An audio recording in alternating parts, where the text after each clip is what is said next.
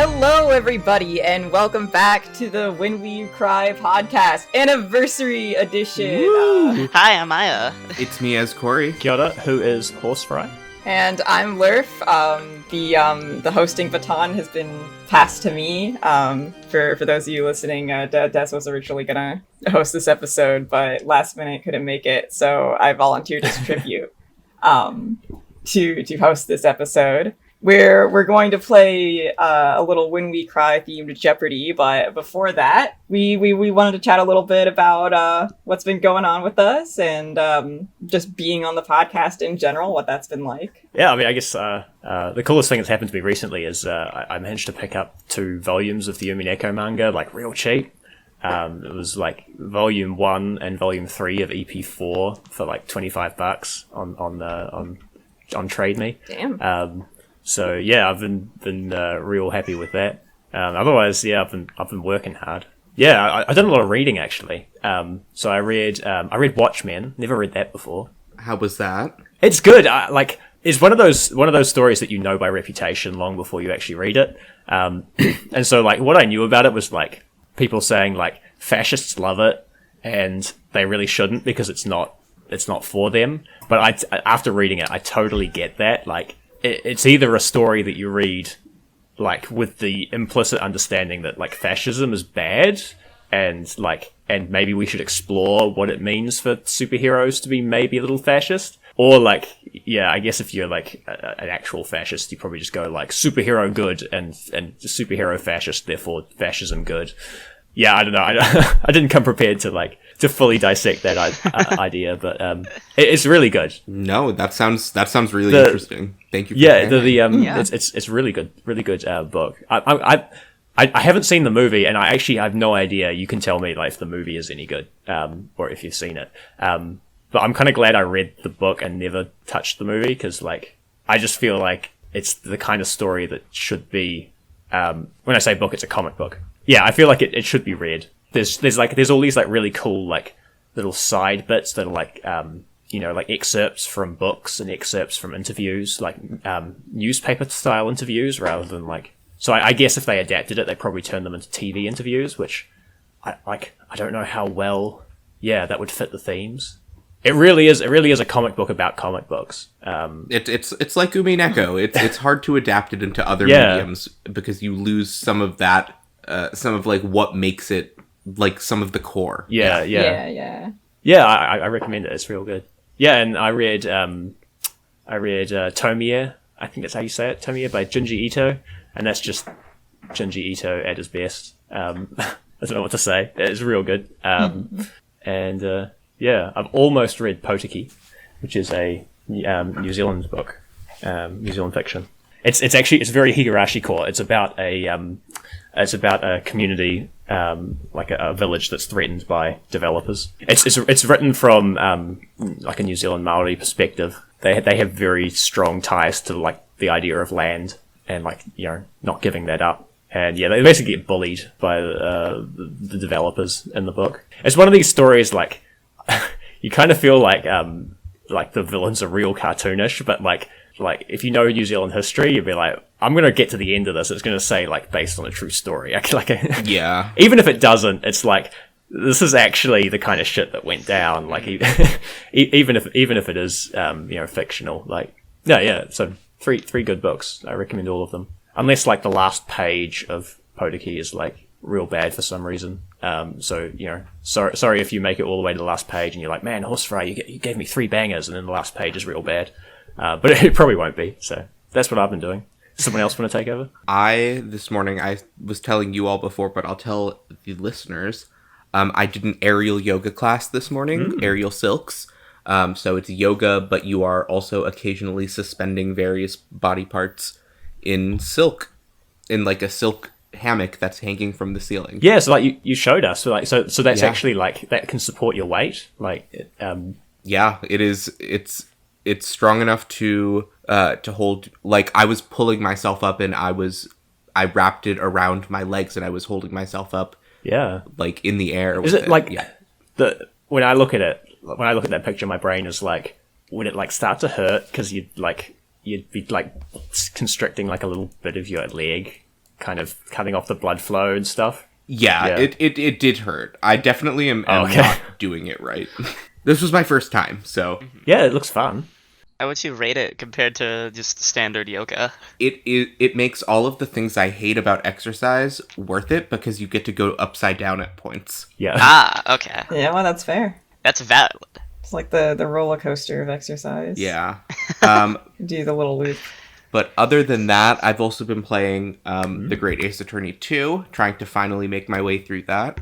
And that's what I've been doing. Nice. Cool. Speaking of the roller coaster, not of exercise though, I have had one of the weeks of all time.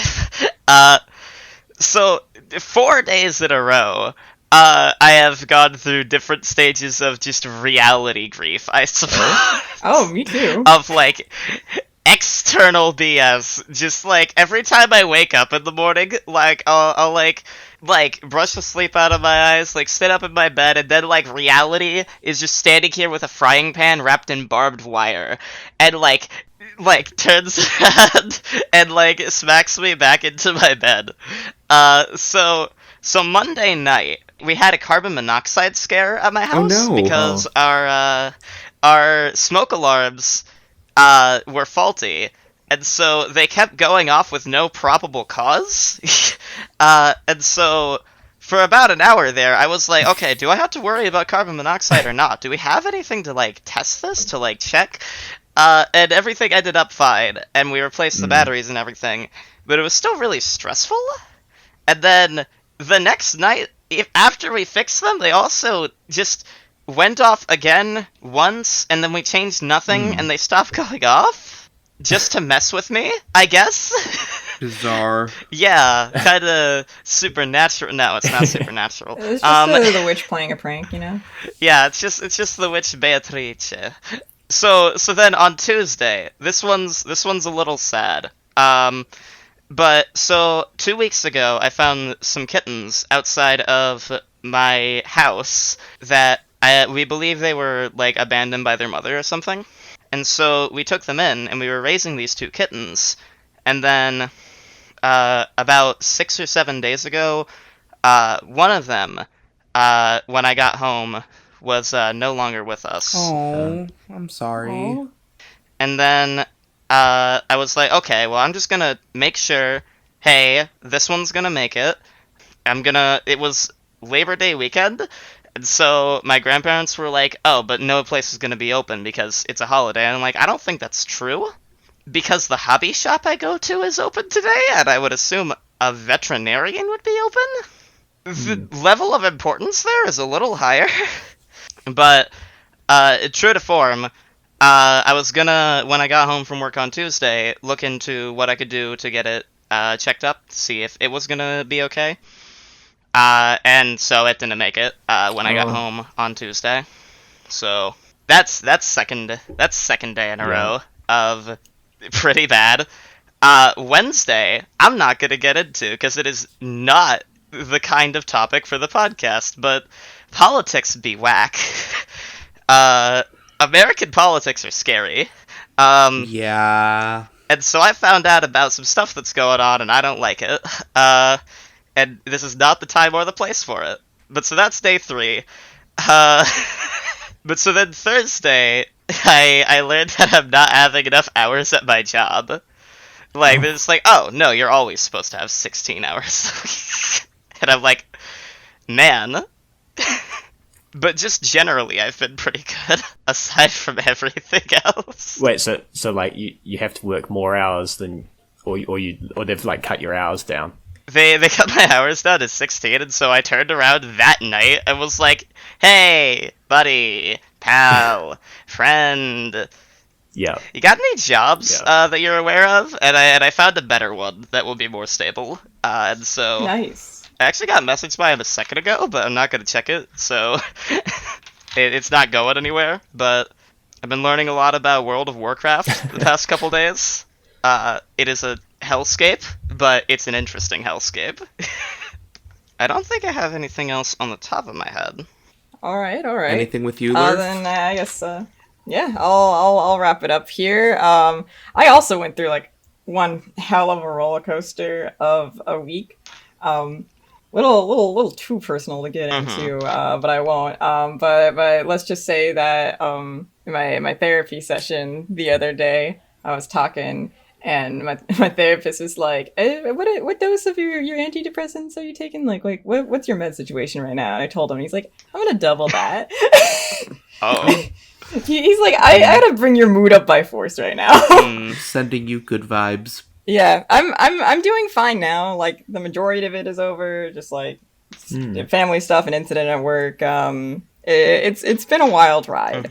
But aside from the crazy stuff, I joined a new D&D game, so that's fun. It's like a space exploration a la Spelljammer kind of a thing. Ooh. So very, very excited that. I am starting a new D&D campaign tomorrow. I took Baldur's Gate 3, which I've been playing so much of, and I was like, what if I just did this but D&D? And a bunch of my friends who either like can't afford the game or just like haven't played it yet were kind of like, yo, like Baldur's Gate but better because you have infinite choice. I'm down. So now I'm doing that. I've been doing campaign prep for that, and I'm very, very excited for it. I still have to finish Baldur's Gate 3, but I just finished up Act 2 basically. How many acts are there? No spoilers. No spoilers, but I'm about to talk to the lesbians. I think if you hear that, you'll know where I am, and it's vague enough to not say anything about the story, which is phenomenal. It's a really, really damn good game. I'm obsessed with it. I have like over like 170 hours in it, probably more like 200 by now. I've been going at it. So one more thing I wanted to touch on. Oh yeah, been watching the new Fiona and Cake. I'm obsessed. No spoilers, but the brain rot for it is going hard.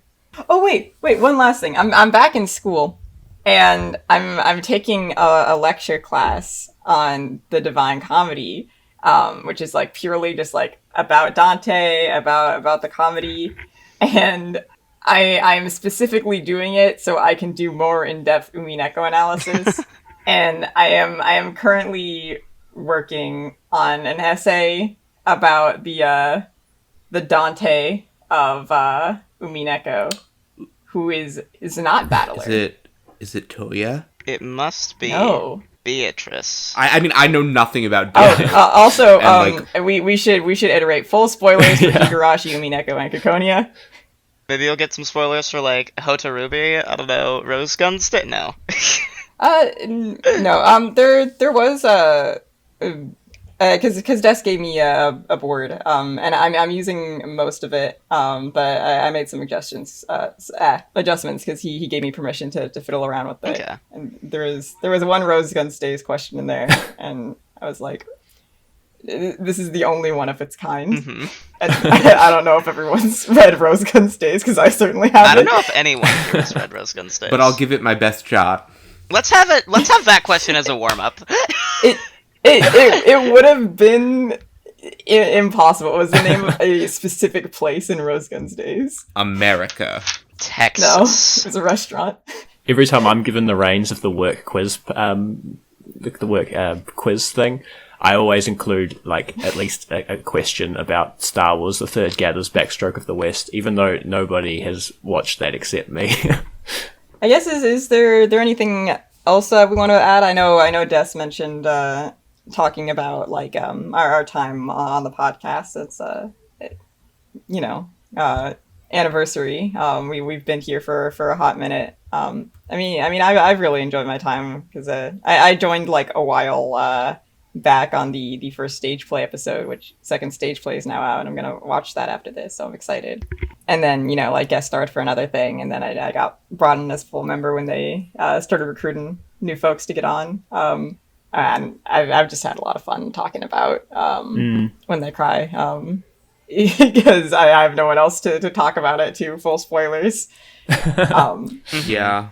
My friends are so glad that I'm on this podcast because I'm not talking to them about Umineko all the time. Yeah, release them from the burden. You get it all out on the pod. Yeah. And honestly, that's the thing I'm like most grateful and like thankful for is like this has really been just like a really great just like community to just like talk about something I love, you know? Yeah, absolutely. Like I have one friend who is almost done with Umineko. Like he just figured out that Sayo was trans. And I'm very proud of him. He also found out Kinzo's greatest sin, which he is recovering from. We're like mid-episode 7 right now. Yeah. And I'm like, you are so close for me to be able to talk about everything, but not quite there yet.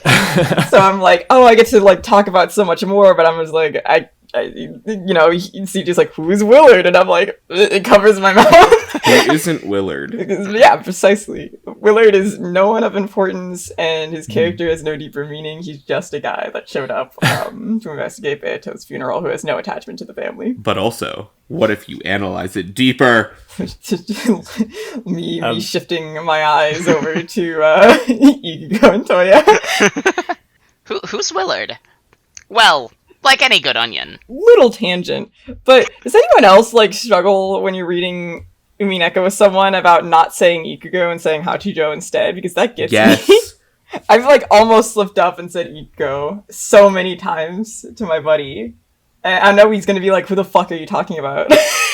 I think I'll just say it, and then they'll be like, who are you talking about? I'm like, oh, it's like how the Higurashi protagonist is called K1 in the community. Like, I will just gaslight my friends if I mess up.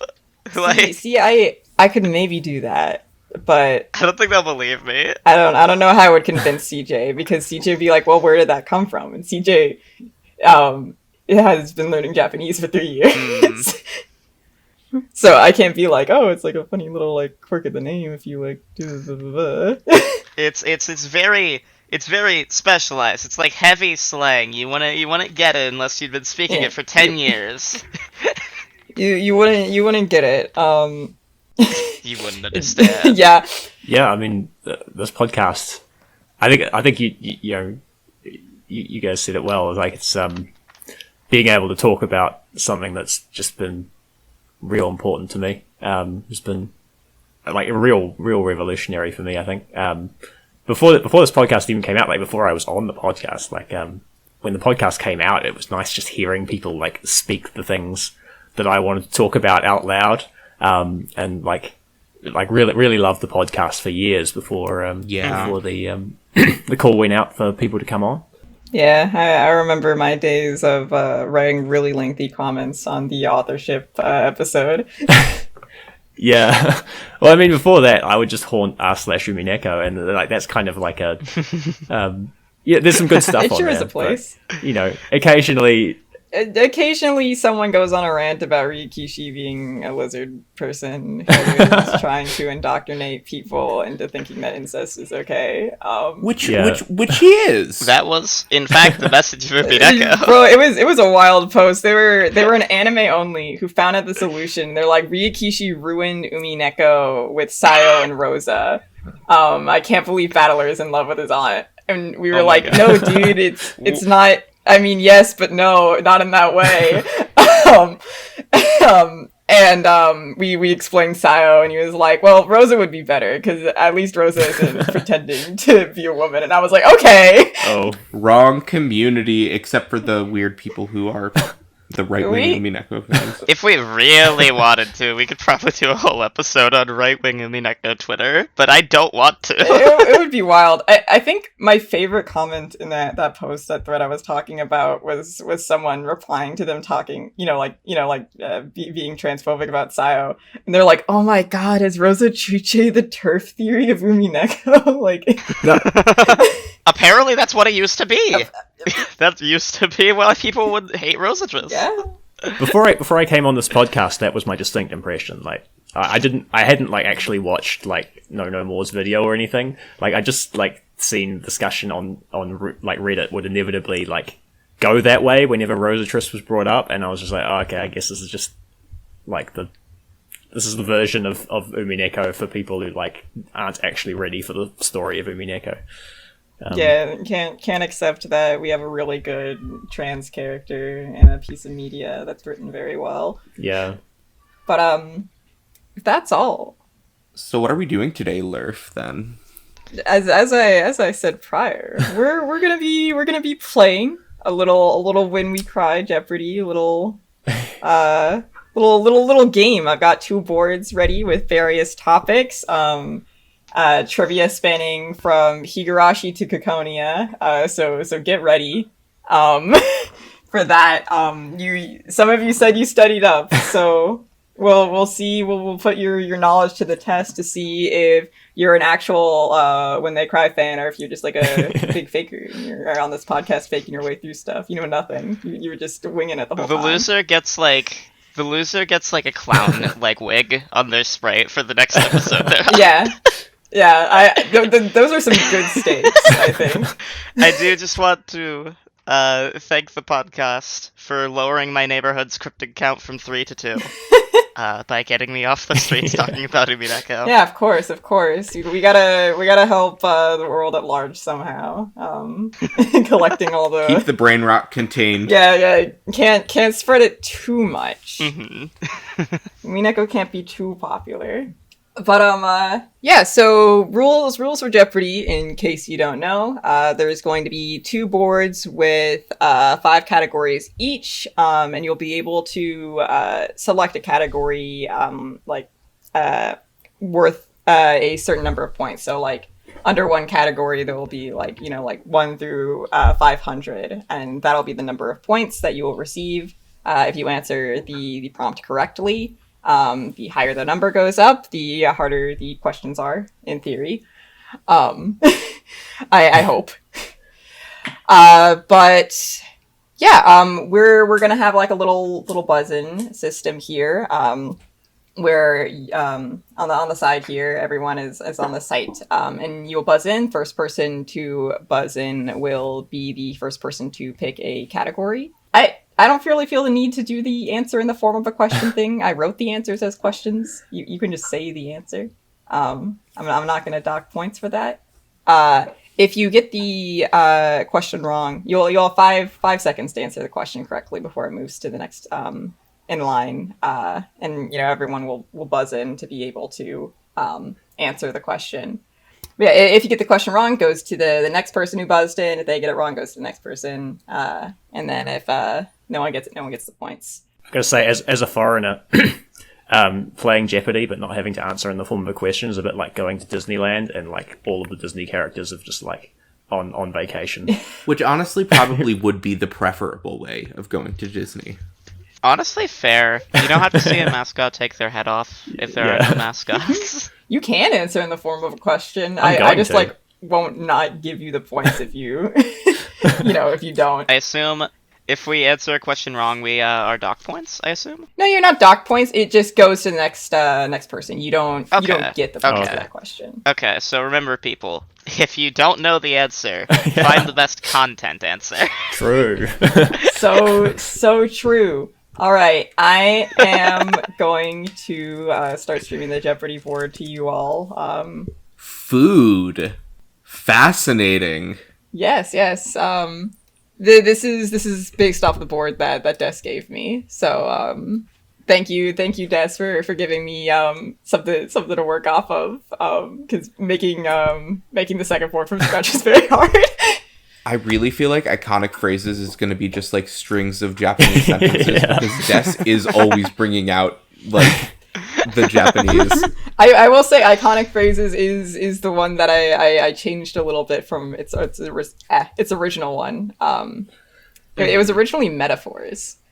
For 100, a puppet with its strings. There's no question. It's just there. So. Everyone, I'm gonna count down, and you're gonna buzz in. You ready? 5, 4, 3, 2, 1. So, Horsefry, you get to pick the first category and number. All right.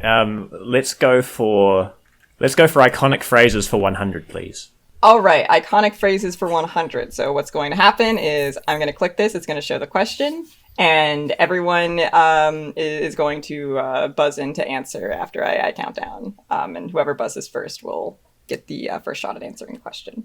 Trying to understand someone's motives. 3, 2, 1. All right, Aya, what is Why Donna? Incorrect. No? Okay. Alright, got it. As Corey, what do you think this iconic phrase is? What is understanding the heart? Oh. No. What is turn the chessboard around? I'll give that to you. Ooh. Yes. Oh, flipping the chessboard. Alright. What That's is right. flipping the chessboard around? It has the heart of the Nice one. Every time I hear flipping the chessboard, I imagine someone just grabbing the table and had enough of this game. Yeah. All right, and Horse Fry, since you got it right, you get to pick the next category number. All right, well, let's go iconic phrases for 200, please. Even a rat could figure this one out. 3, 2, 1. As Corey? What is the cheese puzzle? No. That is incorrect. That is not this iconic phrase. Horse Fry, what is your answer? What is with only X this much as possible for Erika Furude? What do you think, everyone? That is correct! Simply by the existence of this Jeopardy question, this level of reasoning is possible for Furude Erika. What do you think, everyone?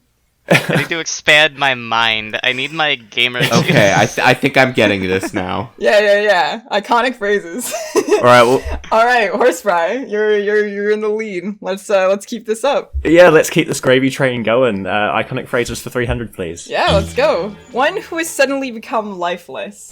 3, 2, 1. As Corey? What is like a puppet whose strings has been cut? Absolutely. Sadness of Marionette. One of the most iconic phrases. All right, Ez, what category? I'm gonna switch it up. Let's do food for 100. Food for 100. All right. An explosion of flavor. 3, 2, 1. Aya. What is small bombs? Ding, ding, ding. Yeah. That is correct. Hey! I'm like, that's not really it's not really a food, but I was gonna say umami. It's part of the category. It was something that was hypothetically eaten. You gotta expand your mind.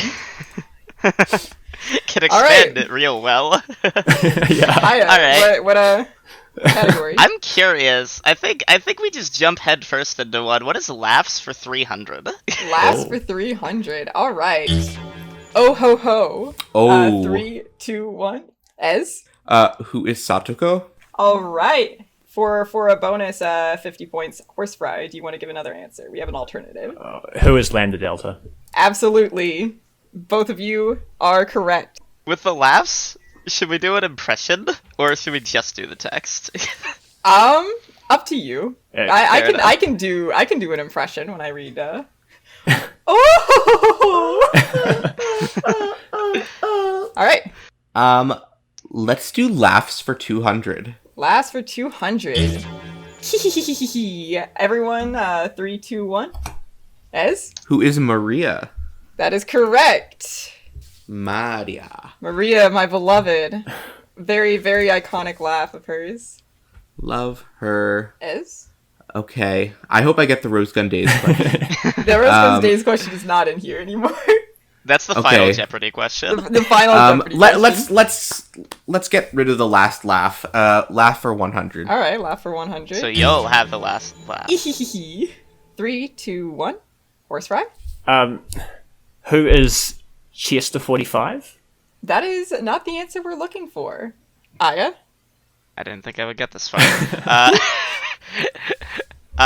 Who is... God, I can't remember the other one's name. I'm surprised this is a hard one.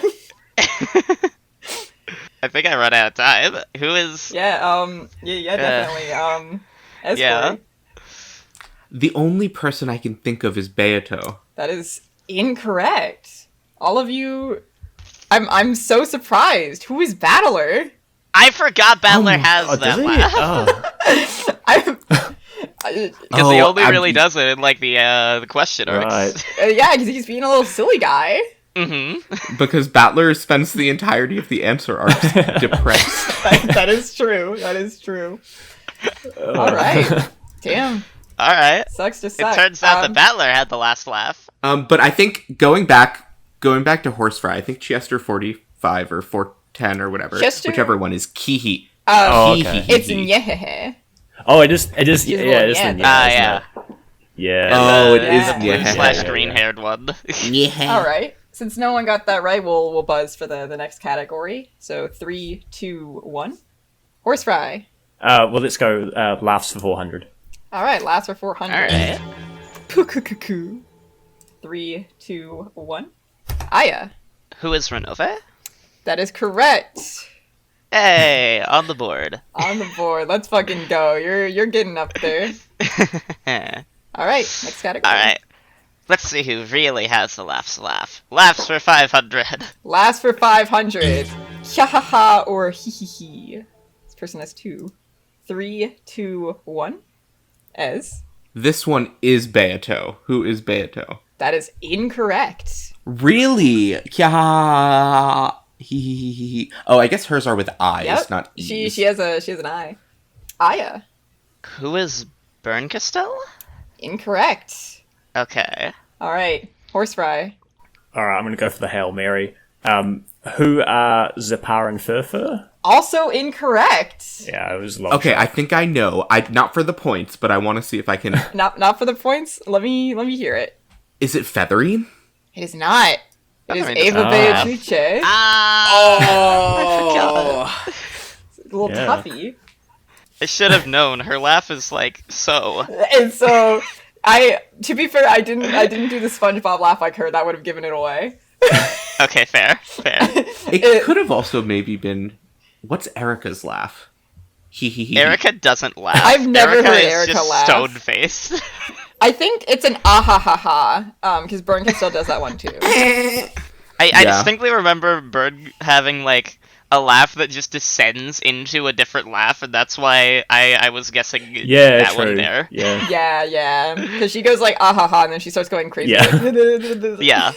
Yeah. Because Bird Yeah. also doesn't laugh much Yeah. yeah, until EPA, like the second half. yeah. Let's do a little buzz. 3, 2, 1. Aya, you get to pick the next category. Let's get toys for 100. Toys for 100. A handmade birthday gift. 3, 2, 1. Aya. Sakataro? Yeah. Although, you know, Oh. technically. Correct. Technically. My buzzer game is letting me down. Mm. My mind went blank. All right, what's All right. next category? Let's try to take the lead with toys for 300. Toys for 300. All right. Only gifted to a master of riddles. 3, 2, 1. Oh, Aya. Is this the EP8 Beato plush? It is. Hey! Yeah. Oh, I was going to get it wrong. I Correct. thought it was the Battler plush. Good job. I was gonna say that too. Ah, Is it? I think Battler is the one below, and then after that is the family portrait or family. Yeah. All right. I've got it right here. Let's keep the good vibes rolling with toys for 200. Yep, toys for 200. The seed of a demon. 3, 2, 1. Aya. Is it the brooch? That is incorrect. Okay. The seed of a Yeah, demon. yeah, you other two gotta buzz in. But you're gonna be on a time limit. But I Yeah. think there's also a time limit counting down while you're not buzzing in. Horse fry? What are the 7 stakes of purgatory? Incorrect. Ez? What is the teddy bear that Mion didn't get that caused her to that caused That is the whole thing correct! to happen? Yes! Oh my god. Oh my god, I forgot it wasn't just No, Umineko. no, Oh my god. Well, Satsuko was I- answered earlier. Remember. Yeah. This is spanning all of When We Cry. Yeah. Ciconia answers are also plausible. You're right. Okay. I saw demon, and was like Mion. Yes. Yeah, you got it. Gotcha. That's a good one. All right. Ez, what's the next category? Let's keep going on toys. I like this one. Yeah. Let's do 400. All right. Potential copyright infringement. 3, 2, 1. Huh? You gotta buzz in. Ez? Who is Kentucky Fried Randy or whatever his name is? What if you know the name? Colonel That is- Colonel yeah, Randy. I that think is- that's his name. That is not the answer we're looking for. Technically sad. speaking. Aya? Who is Kentakun? I'll accept that. Oh. Oh, okay. That is correct. I think Ez should get half the points. You know what? I will give Ez half the I- points as a but- treat. I think the name varies depending on the translation. I guess. That's Colonel true, Randy's that's true. definitely the translation I read, so... That might be true. That might be true. Yeah, that's not the one I got. You know what? Because of that, I'll give as the points there. I feel like Yeah, Ez yeah. answered correctly first, so yeah. All right. So Ez, you get to pick. Aya, do you want to choose though, since you also got it right? Sure. Let's start working on characters for 200. All right, 200. A person who wonders a lot. 3, 2, 1. Aya? Would this be Ryugu Rena? Oh. Correct. Like, Oh, she does, yeah. hey! All right. Yeah, they're a little kana. Could also be Battler though. Battler wonders a lot. It could No, but I be. was going to say He's a Rena too. thinker, not a Yeah. wanderer. Not a very good one. Not a Yeah. very good one. All right. Aya, keep the ball rolling. Let's go. Alright, let's do characters for 400. Characters for 400. Someone constantly on drugs. 3, 2, 1. Horse ride? Who is Satoko? Incorrect. It's not the Aw. answer we're looking for. But also Alright. technically correct. It is technically correct. You know what? That is technically correct. That is an alternate answer I wasn't anticipating. I'll give you half the points for it as a little treat. Oh, thank you. I kind of need Absolutely. them. We'll get you up there. Ez, Gonna get me back on board. Who is Koshka? incorrect. Oh. But it's also a good one. Also a good one. Oh. This is a staple of the character. This is like a core thing about them. Oh, Who is Satoshi?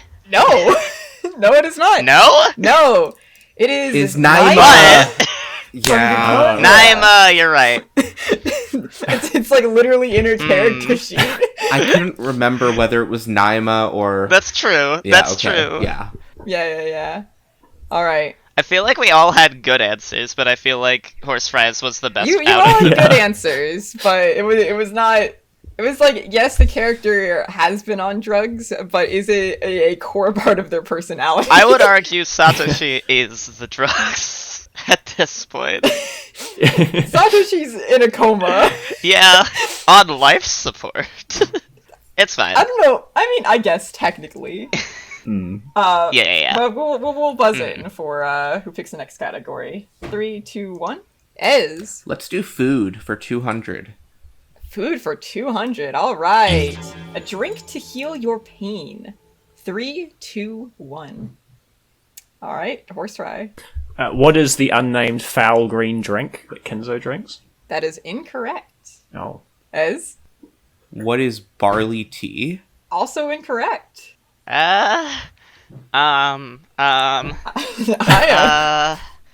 It's an iconic drink with a specific name. Your time is up. Yep, I don't got it. Yeah. That is what is a bloody Klaus? Oh, my next guess was gonna be the Bernkastel wine. The Bernkastel wine. I was gonna do like the dried plum tea, but that doesn't really heal any pain. Nah. It's It's an enabler. yeah. The bloody Klaus was a drink especially made for Rosa to heal her pain. That's a good one. That is a good one. Yeah. All right. So let's do another buzz in. 3, 2, 1. Also, apologies if you hear my cat trying to break into my cabinets. All right, Aya. let's try and redeem ourselves here for food for 300. Food for 300. Food's been a tough category for you all. Yeah. All right, the spice of paranoia. 3, 2, 1. Horse fry. What is ohagi? You know what? I'll give that to you. It is the needle in the Yeah, ohagi, okay. Oh, the but needle. Okay. I think Yeah, ohagi alright. is very close. Is Tabasco sauce a valid second? Yeah.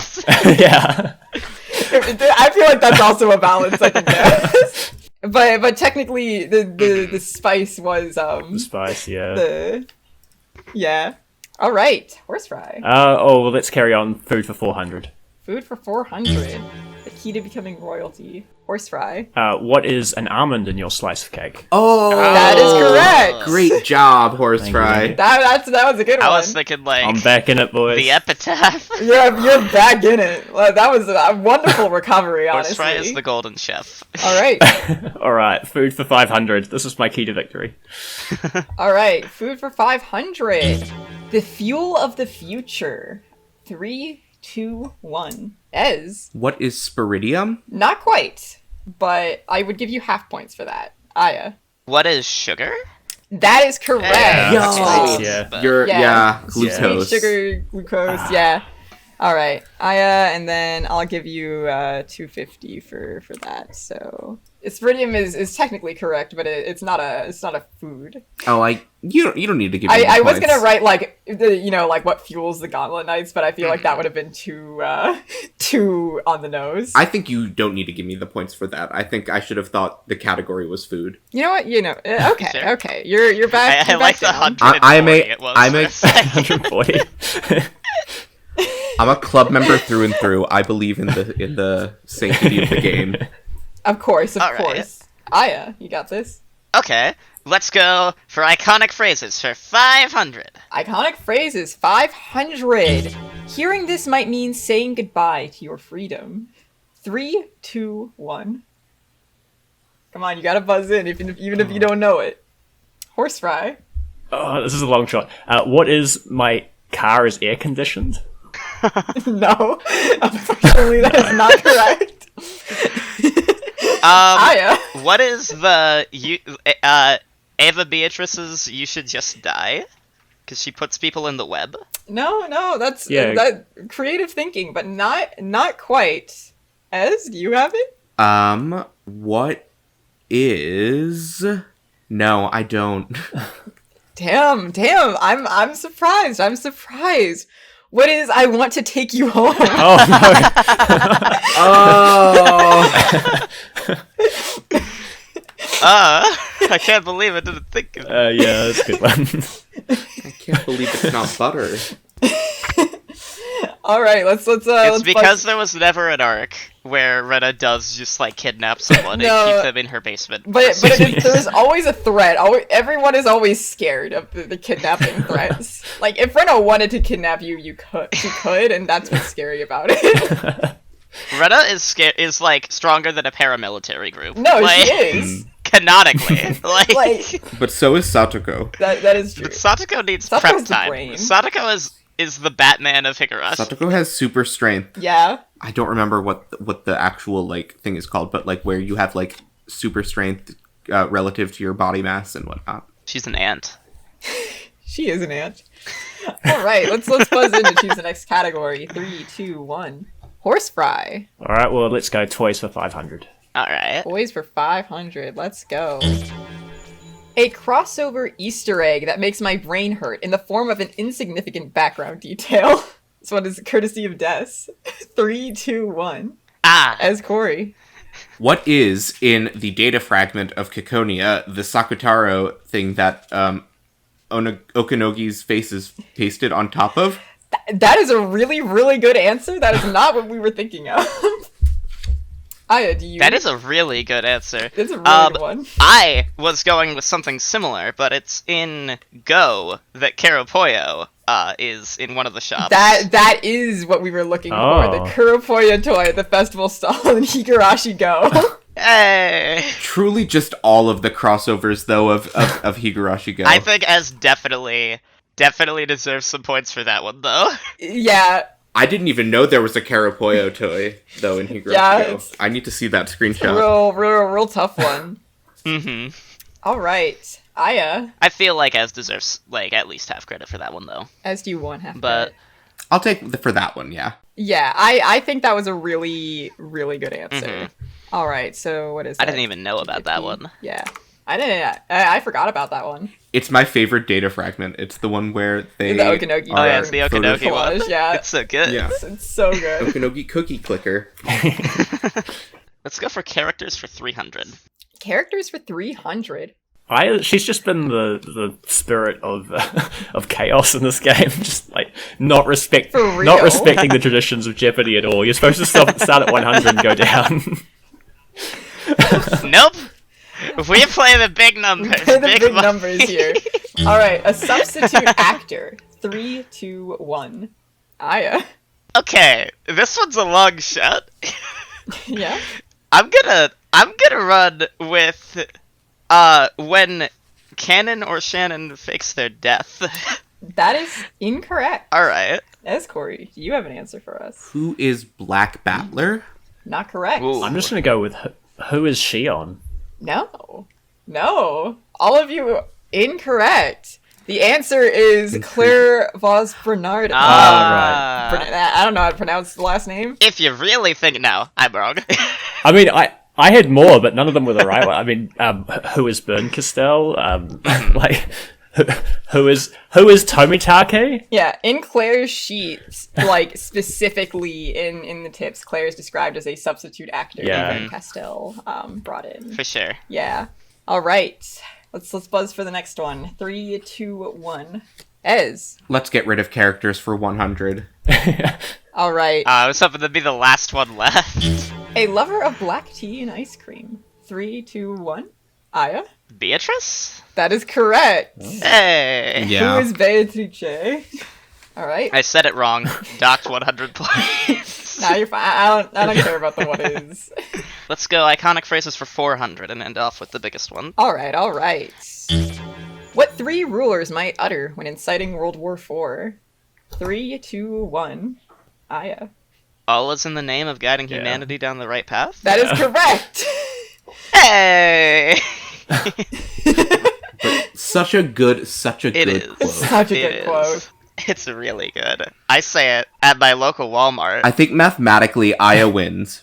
But Oh, yeah, let's- we got a second board. Well, there's double jeopardy. Oh, 2 boards. I just forgot that. Yeah. All right. Someone who has been permanently banned from flying over What? America.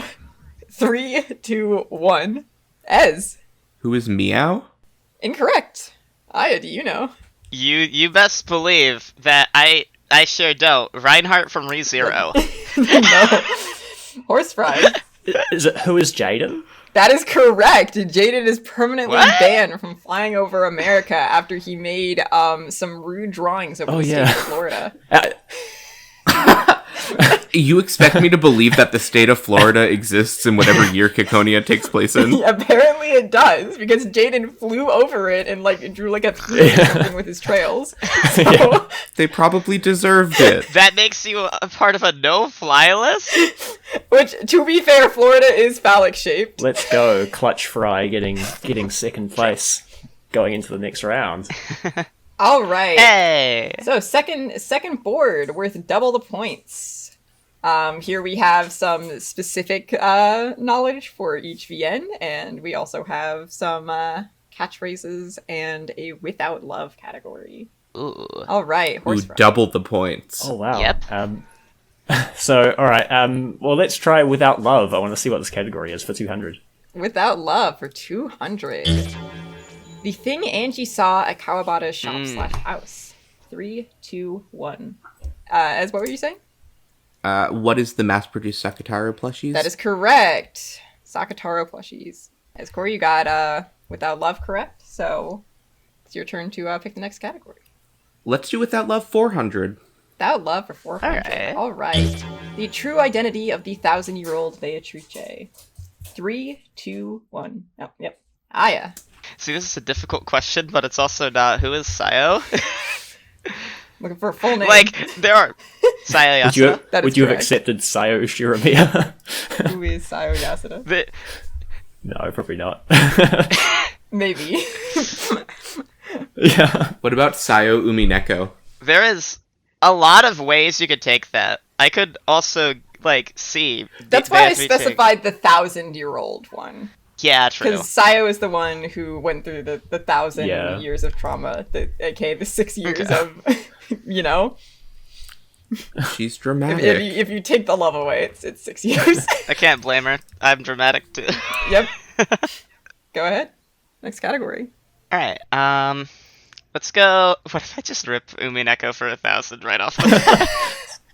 I think that sounds funny. Let's do that. Alright, Umineko for 1,000. The system of magic created by Mario Sorcier by combining Beatrice's two systems of magic. 3, 2, 1. Aya. I don't know if this is correct, but No. what is the red truth? That is incorrect. Okay. Horsefry. Alright, what is the magic of resurrection? Incorrect. The answer is endless realization. That's a phrase that appears in Umineko? Yes, I think it's one of the tips that is like the text ones that is like when their powers combined, it's called something like the ones that are in the tips menu when learning about systems of magic, it describes that Beatrice has two systems of magic: the endless magic and the golden magic, I believe. Right. Yeah, and after refining it for a while with Mario Sorcier, the two combined and became Endless Realization. And it says that she shouldn't have the title of Endless or Golden, but actually something else that is a combination of the two. Gotcha. That's really fascinating. That is like legitimately obscure Umineko trivia. Yeah, listen. The 1,000 ones are hard. This is taking there are 1,000 points for a reason. This is taking me back to like my first read through of Umineko when like you're not looking for all of the how do you say, like the metaphorical stuff, I suppose. Like you're just like reading the stuff at face value. Yeah. Good times. All right. We'll buzz in for the next category. 3, 2, 1. Horsefry. All right. Well, can we do Umineko for 200, please? Umineko for 200. The number of humans on Rokujima. 3, 2, 1. Ez. what is 16? That is correct. Maybe if 2 people get it wrong, I'll get a chance. We go from 18 or 19 to 18 to 17. What if it was actually 16 plus E, where E stands for the number of rats on the island? Rats are not humans. Rats are not humans. That is However, correct. Erica walks among us as Blue if she truth. is one of us. Erica is a hypothetical. Let's do Ciconia for 200. Ciconia for 200. The system used by Gauntlet Knights to convert sugar into spiridium. 3, 2, 1. Horsefry. What is Dreisig conversion? That is correct. Hey. Dreisig conversion. Go. Dear Dreisig, my beloved. She's so smart and normal. Veer. Mitsuyo. Not Mio Takano. I hate that scene from Go. All right. I want Umineko for 400, please. Umineko for 400. Without love, it cannot be seen. 3, 2, 1. Ez. What is the truth? Good answer, but not the one we're looking for. Aya, do you know what cannot be seen without love? The heart? Also a great answer, but not the answer we're looking for. Well, sure. I was going to say the heart of the mystery. This is a line. Oh, I know. Unfortunately, you're out of time. I was gonna say the blue sea. Yeah, that is also what I think of. We often do not clarify what it is. It is the most undefinite article. Angie very much at the end of episode 4 is, without love, without anger, without sadness, magic cannot be seen. So that is why magic. I think magic kind of constitutes everything of like the heart and like it's the big umbrella. Blue Sea would have been a real good one, though. That would have been a real good answer. It would have been that would have been a spicy one. I'll take Umineko for 600, please. Umineko for 600. The date the epitaph was hung out. 3, 2, 1. Ez. November 30th, 1984. That is incorrect. That is the date Beatrice was born. If I remember right. It's the 29th that Beatrice was born. 29th. Yeah. You other two got a buzz in. Fuck You it. can't just sit there. I don't know, but what is November 16th, 1984? Incorrect. Aya, do you know the date the epitaph was hung up? Okay. What is May 15th, 1984, because Saya worked on it for about 6 months. Incorrect. The date the epitaph was hung up was April Ah. 1984. I was like, okay, November minus 6, that's... Nope. It was April. It is brought up by Will and company in episode 7. Yeah. Yep. Mm-hmm. I guess what this is telling me is that I need to reread Umineko again. Yes, I guess you need to reread Umineko. Again. I guess I need to make people reread Umineko with me. Alright, well, we'll buzz in for next category. 3, 2, 1. Aya. You'll never finish Umineko now. Give me Higurashi for 400. Wait, we've got to take her down. She can't keep getting away with this. Higurashi for 400. Let's go. Something that creates extreme paranoia. 3, 2, 1. Aya. What is Hinamizawa syndrome? That is correct. I'm having too much fun with this. Get to pick the next category. You fools, you think you can read my actions? Catchphrases for 800! Aya, you're a mad woman. See you again. Whose famous catchphrase is this? Oh my 3, 2, 1. Aya. Who is Battler Shiromiya? Battler will get you half points on this question. Alright. But that is not the answer we were looking for. Ez, do you know? Who is Angie? That is correct. Hey! Minus 100 points for Battler. I said 100. I'm giving half points. I think that's better. Alright. I like the Yeah, I the guess. numbers Yeah. big. Yeah. Battler would be, but Battler already What? has... Battler says it like once, right? Yeah, Like, that's true. That's the law Yeah. behind why Angie says Yeah. it. My reasoning is because Angie got it from Battler, but Yeah, she did get it from Battler. I thought about saying Angie and Battler, and I'm like, no, you're reaching too far. That's wrong. I mean, you would have gone crazy with that one. I'm just desperate to get back on track. I mean, you're still above Ez. Let's do Higurashi for 200. I need to get rid of it. Higurashi for 200. The main character. 3, 2, 1. Ez. Who is Rika? Yeah. Let us see. Is that correct? Hey! It is. Damn it. Rika is the true main character of Higurashi. This is such a Even mean though question. I still would disagree. I still think Keiji is the main character. Clearly it's Shion. Let's do Ciconia for 400. Ciconia for 400. Let's go. The world record holder for P3 levels. 3, 2, 1. I'll say this one as a bonus answer. Aya. Who is Mitake Meow? That is correct. We Ah, also yes. have a bonus for half points, Horse Fry, if you have an idea. Who is Naima? That is incorrect. Ez, do you know? Is it Veer? No, it is Koshka. Oh. Koshka has reportedly beat the P3 levels that Meow had. It was only ever seen once, and it has never been re-recorded again. I hope I get to see that Yeah. in Phase 2. Me too.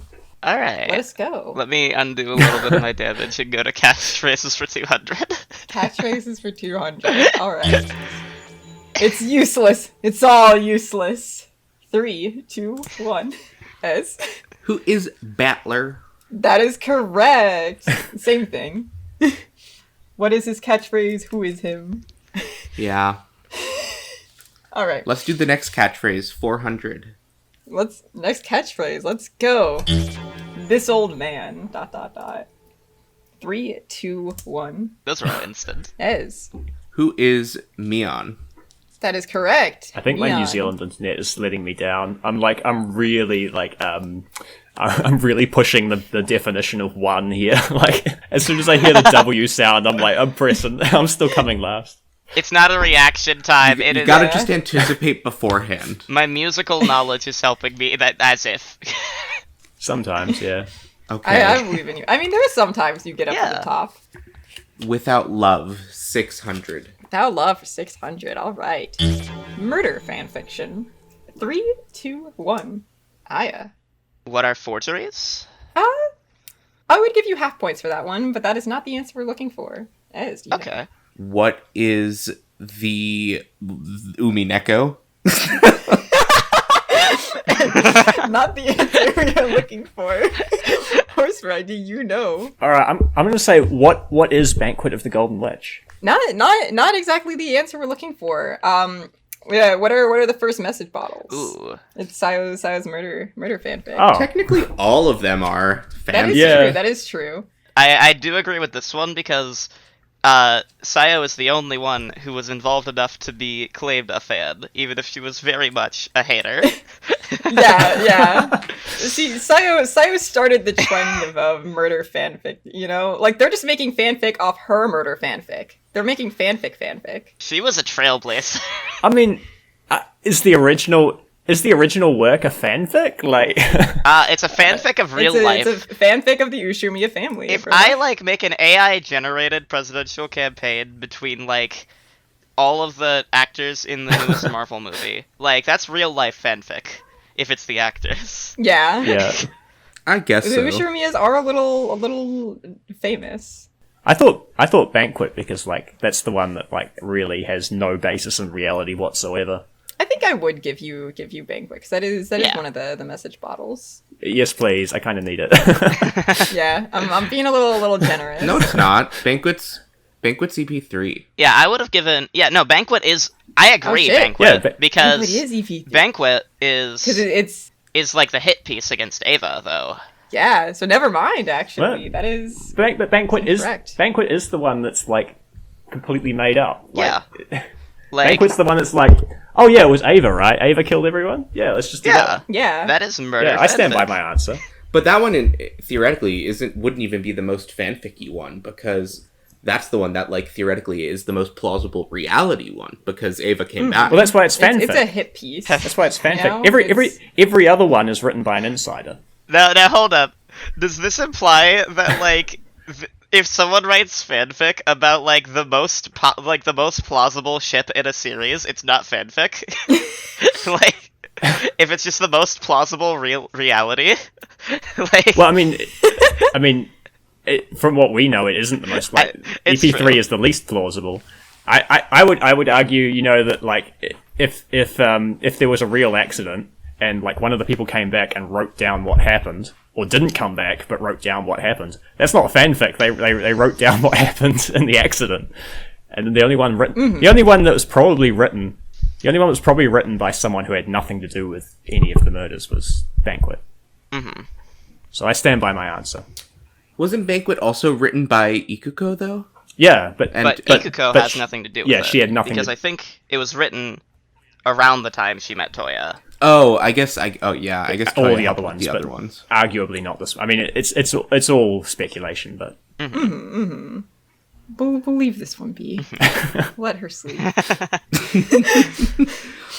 So let's do buzz in for the next category. 3, 2, 1. Ez. Let us do Higurashi 600. All right. The character who has a demon tattoo on her back. 3, 2, 1. Horse Fry. who is Mion? That is incorrect, actually. Oh, you're not gonna do this one to me, are you? I was I know thinking exactly about what you this. to say. Who has the demon tattoo on her back? Who is assigned Shion at birth? Yeah. That is correct. I have a third answer. Oh, Oreo. true. That is true. Akane too. That is true. I think we had 3 correct answers here. We should all get the points. You know what? I agree. I'll be nice. It's the same thing as none of us getting the I'll points. be nice. You all get points for this one. You all get very good answers. I just wanted to be mean with this one. That's fair. That's very fair. Yeah. I do I mean- enjoy assigned Shion at birth quite a bit. Yeah. I love Assigned Shion at birth. One of my favorite Higurashi characters. Since you technically got it right, Horse Fry, do you want to choose? Oh, yeah. Yeah. Yeah. I'll take it. Let's finish up Umineko. Umineko for 800, please. Umineko for 800. Let's go. The person Maria believes is her father. 3, 2, 1. Ez. Who is God? Technically, but we're looking for a specific here. Who is Jesus Christ? Oh, Incorrect. Aya. Who is the Holy Spirit? I'll give you that one. The Holy Ghost. Oh. We Okay. really just went from the Yeah. Father, the Son, to the Holy Ghost. Yeah, well, I mean, like, I would have said God, but, you know, like...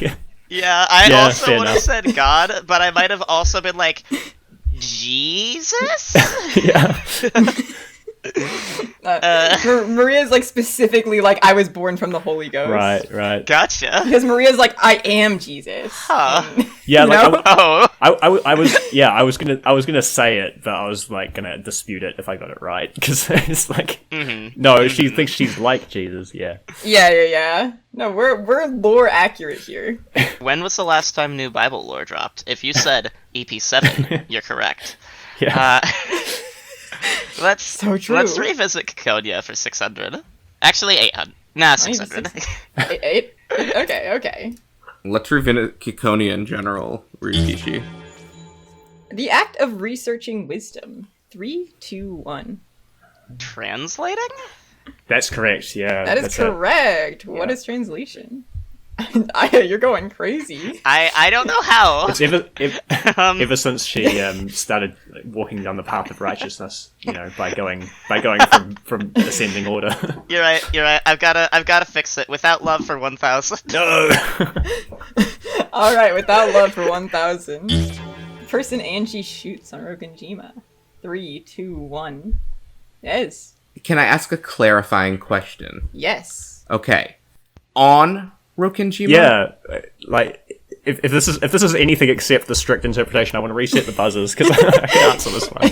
On Rokenjima. Okay, if we are talking about on Rokenjima, and okay, on this Rokenjima, On a Rokenjima. Angie, Just one. so true. Who is? I'm going to say. Oh my God, what is his name? Kawabata. Incorrect.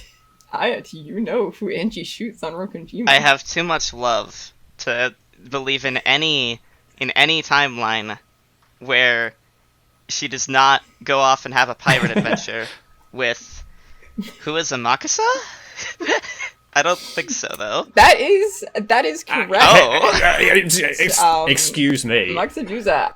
We are referring. She shoots both of them. No. She technically shoots both of them. I don't think she shoots either of them on Rokenjima. She doesn't shoot though. anybody on like Actually- the closest answer. Let me clarify. Okay.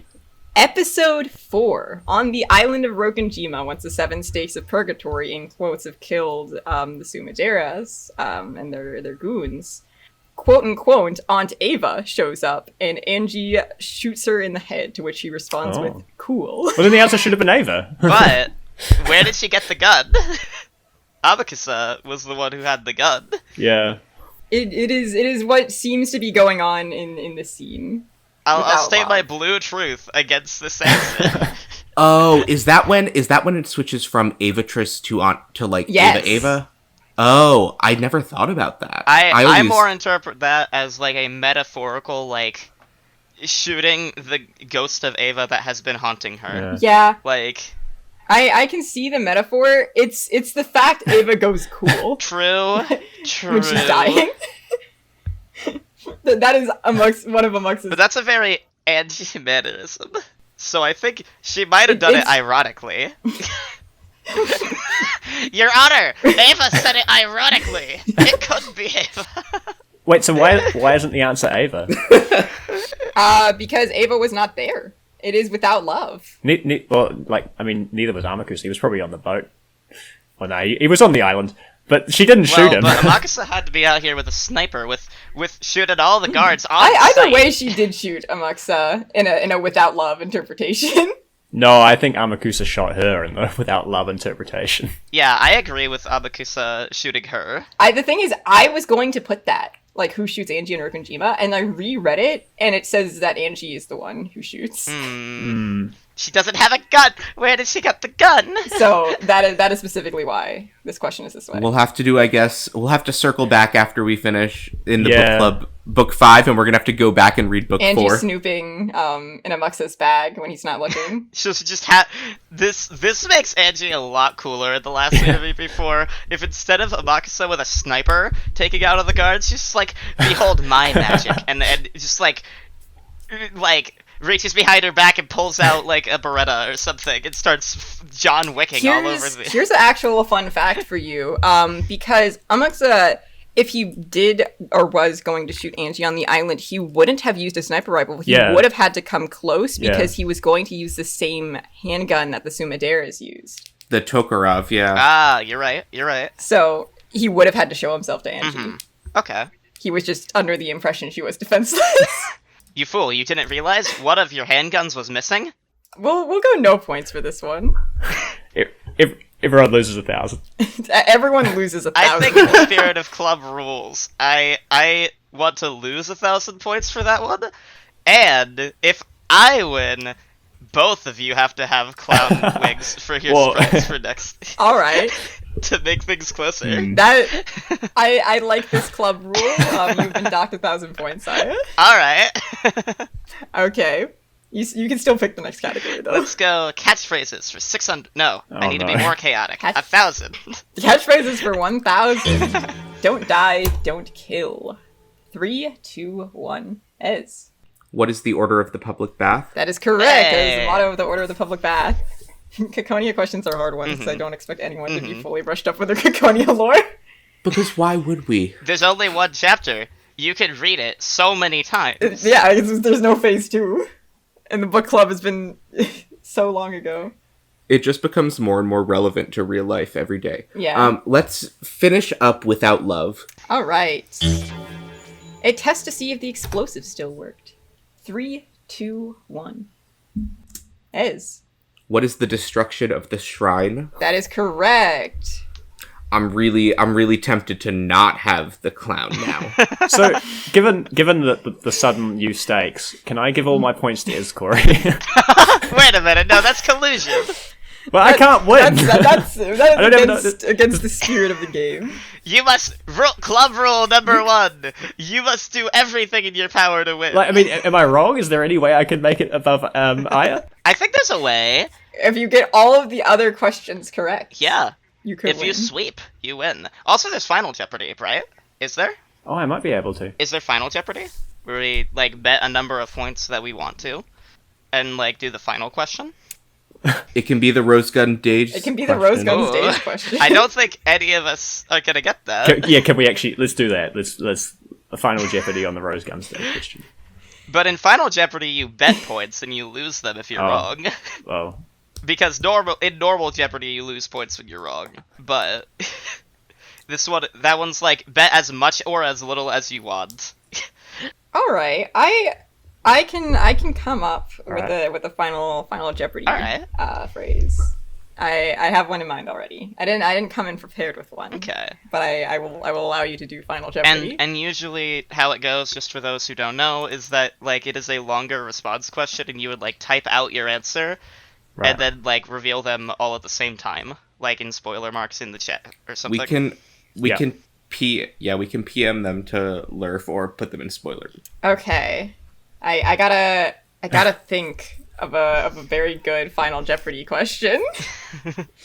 In the meantime, though, we can do catchphrases for 600. Catchphrases for 600. Let's go. Spin the chessboard around. 3, 2, 1. Aya. Okay, this is a difficult one, but I'm going to give it to Kyrie Shiramiya. That is correct. It is Hey! Kyrie. Was her signature phrase that Battler stole. I would have said the same thing. Good to know. Alright, let's go Higurashi for 800. Higurashi for 800. All right. The supposed reason the villagers haven't all gone insane. 3, 2, 1. Horse fry. Who is the queen carrier? Oh, I'll give that for you. Yeah. What is the queen carrier theory? All right. I don't subscribe to the theory, so I call it the theory. Horse fry sweep. Let's go 1,000. I mean, I don't think I win even if I sweep. So. The first human to carry demon blood. 3, 2, 1. Aya. Who is Furude?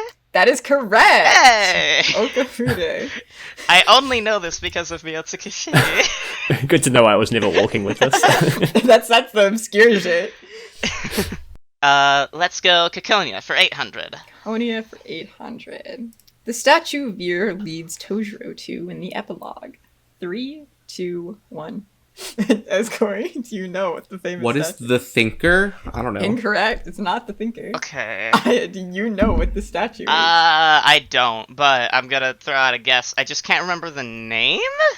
Uh, I'm thinking of like, I don't know why it would be this though, like the statue of Mary with like Jesus in her arms or something, because it's about Revelations, but that doesn't make any sense. I don't know the name though. La Pieta, maybe? But We're looking for a name. Okay. And that is incorrect. Horse fry. I mean, I just straight up don't know. What is the Lenin mausoleum? I don't know. It's a famous statue. Well, going based off of Aya's theory about Jesus, is it the Brazil Jesus giant statue? I don't No. know this. It's the one in Rio. It is the Venus de Milo or Milo. Yeah. Hold up. What is the... I need to look that up. What does it look like? Veer leads Tojiro in the epilogue of Ciconia to the Venus de Milo and reveals that there is a hidden compartment in it. Oh. Oh, it's... Do we know what's in that compartment? No! Hi. Welcome to Ciconia. The answer is no. One day. Maybe. Let's not get our hopes One up. day Silent Hill F will release, and then we will get it. Say one day Silent Hill F will release? One day Silent Hill F will release, and then we will finally get Ciconia Phase 2. We're going to get, like, Ciconia Phase 2 as, like, you know, like the Skyrim novels? Where, like, you can read them in-game? Phase 2 is, like, half of Phase 2 is going to be in Silent Hill F. Yeah, I can't wait. I'd actually die. I want the lore so bad. But let's buzz for the next cat. Oh wait, we only have one category left. Ciconia for 1,000. Let's buzz anyway.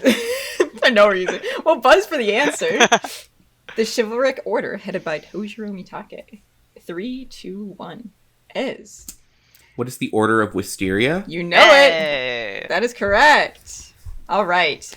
So for final Jeopardy, I've been thinking about what kind of long form answer you could give me, and I think what I want to do here is open the floor up to theories, and whichever one I think is the best, with no bias on my part. I will just, whoever convinces the best will win the bet here. So, like, I'm assuming an unspoken condition of this is it has to be a theory you've never heard before. Like we have to make one up. I mean, I don't think any of you have a solid theory for what I'm about to say. But this is a key element combining all of the When They Cry series together. It is a very important thing, and what I ask for you is what is Okanogi's deal? Oh. Okay. Are we going to bet points or? Yeah, bet points on how well you think you can explain Okanogi's deal to me. Okay. Because I don't know. What is the time limit? May we do research and pull up sources and... We can do research. I would say no. I mean, cause like we can like pause. I think we pull something out of thin air. Like. Okay. Yeah, right. Yeah, let's pull shit out of thin air using all of the Okinogi knowledge in your brain. Is that how we're gonna do it? Okay. Yeah. Let's see time limit wise, because we'll just like skip ahead, and then the podcast, I feel like we'll cut the silence out. I mean, like what, like 5 minutes maybe? Yeah, 5 minutes. I think 5 minutes. Yeah.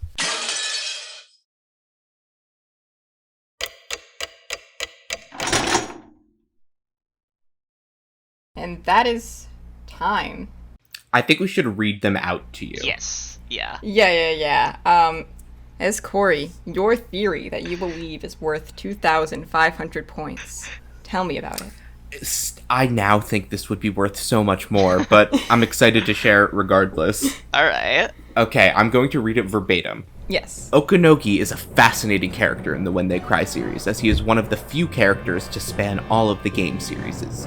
That would lead one to the conclusion that he's a looper, a witch, a higher entity similar to Burn, Lambda Delta, who experience the different stories. However, unlike those two, Okanogi does not appear in the meta world. His pieces are not XPs like Lambda Delta to Satoko, Veer, etc., or Burn to Rika and those people. All of them are the same person. Okanogi is actually a time traveler. Whoa. But not in the way you think. He didn't go from Higurashi to Umineko to Ciconia, but the other way around. Ciconia shows us the birth of time travel, in which in order to save the A3W world, Okanogi needs to go on a mission for resources. It's why he goes back to Umineko to acquire the vast sums of gold that could be enough to save the future, and went back to Higurashi to gather precious demon's blood, which, as shown by the experiments on Koshika, is a viable power source for energy. Ooh. Phases 2 through 4 will reveal that Okanogi is actually the main character of Ciconia, similar to the Rika Beato twist. It will show us how he invented time travel, and how he will embark on the trip.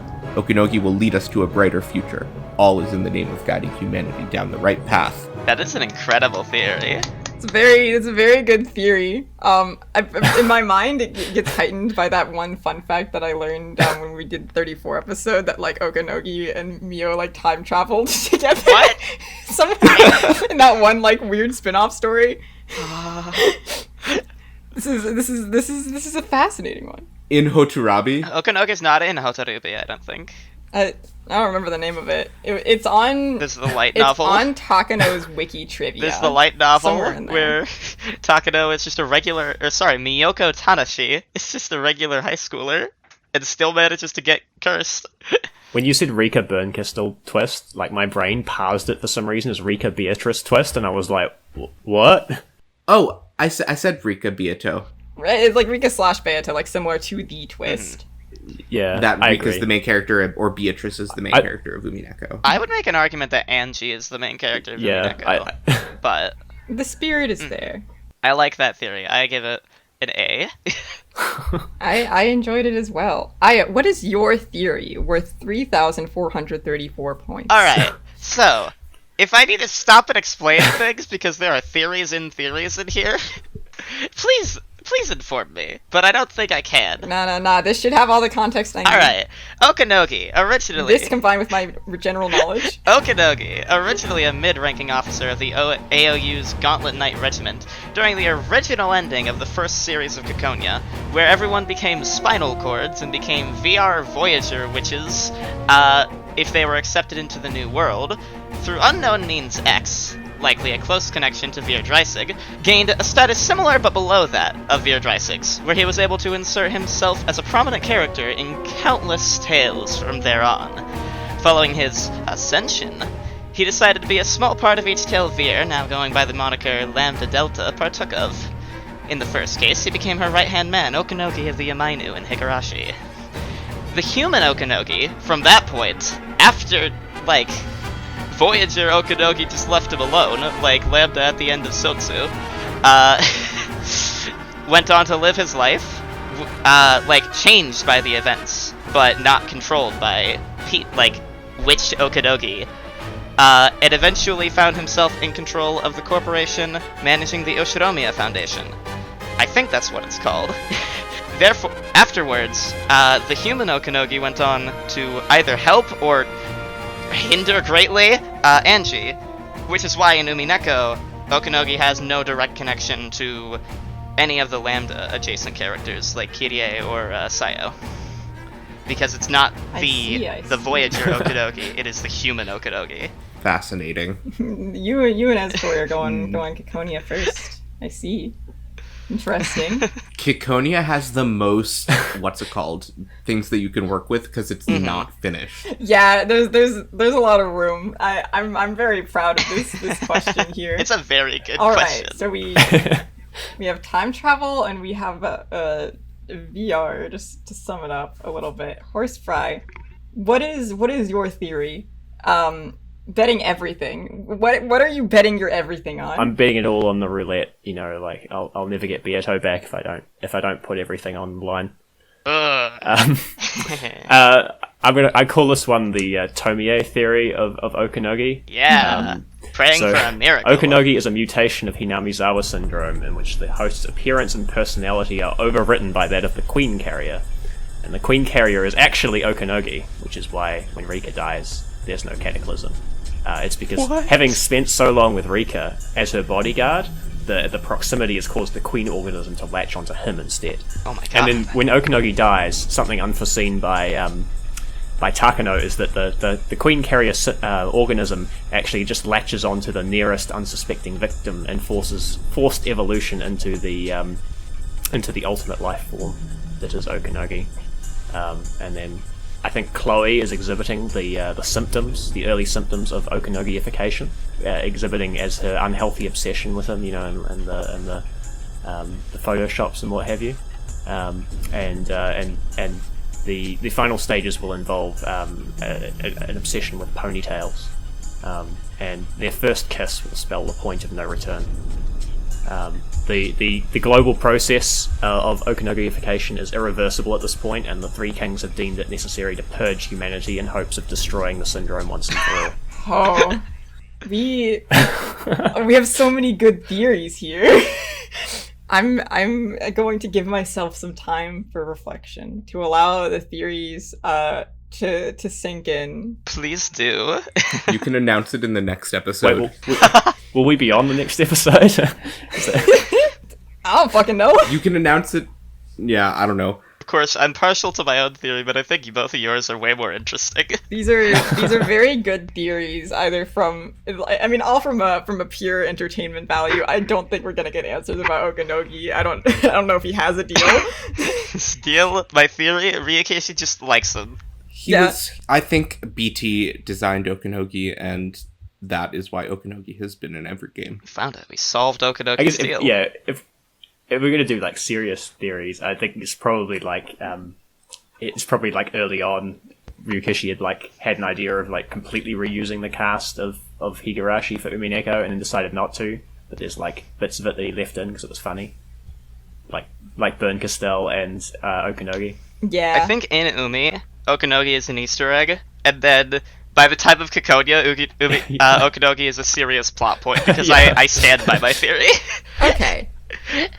Having refreshed myself on your theories, I have come to the conclusion that the person who has put in the most to convince me, who has given evidence, who has really solidified that this really could be Okanogi's deal. As Corey, I think you have the most solid theory, because you tie it back in. You have like specific reasons for why Okanogi would have done this. Yeah, congratulations. Just to help the war efforts. All is in the name of guiding humanity down the right path. All is in the name of guiding humanity down the right path. All is in the name of guiding humanity down the right path. I thoroughly enjoy the other ones as well. Horse Pry, I was very tempted to give it to you because it's very funny. I like pure entertainment value. I love the Okanogification. I have Okanogification. I do love Okanogification. Can we change the voice chat to Okanogified? Like, just for a week? Yeah. I think we all should get sprites that have Okanogi ponytails. But also, I don't design them, so I don't want to make extra work for people with... Yeah. It's alright. With Ezcora gaining about 8,500 points, what are the final totals? All right, let's see. Let me do math real quick. So let's see. So, as Corey, as the winner of When We Cry Jeopardy, your final total adds up to 13,834 points. 34. Yeah. 34. 34. Thank you, Io, for that. I said 34 before I had the VR connection laid out. By the way, that just happened. Of course. I knew you were just doing funny number. Yeah. Aya, with your points taken away, you end with the second most points of 4,366. And of course, Horse Fry went all or nothing, and has ended the Jeopardy with 0 points. It's been such a good game, though. It has been. Yeah, congratulations. And will be featured with Clown Wig on his next appearance. Congratulations, as I do not have a prize, you just get bragging rights. The prize has honestly just been playing the game. Yeah. It's been so fun. This was so fun. This was a joy to host. I had a lot of fun making it. I'm glad you guys had fun. Yeah, you win the ultimate prize of EP8, which is Mr. Jiro Tomitake. You have won the title of when they cry lore master.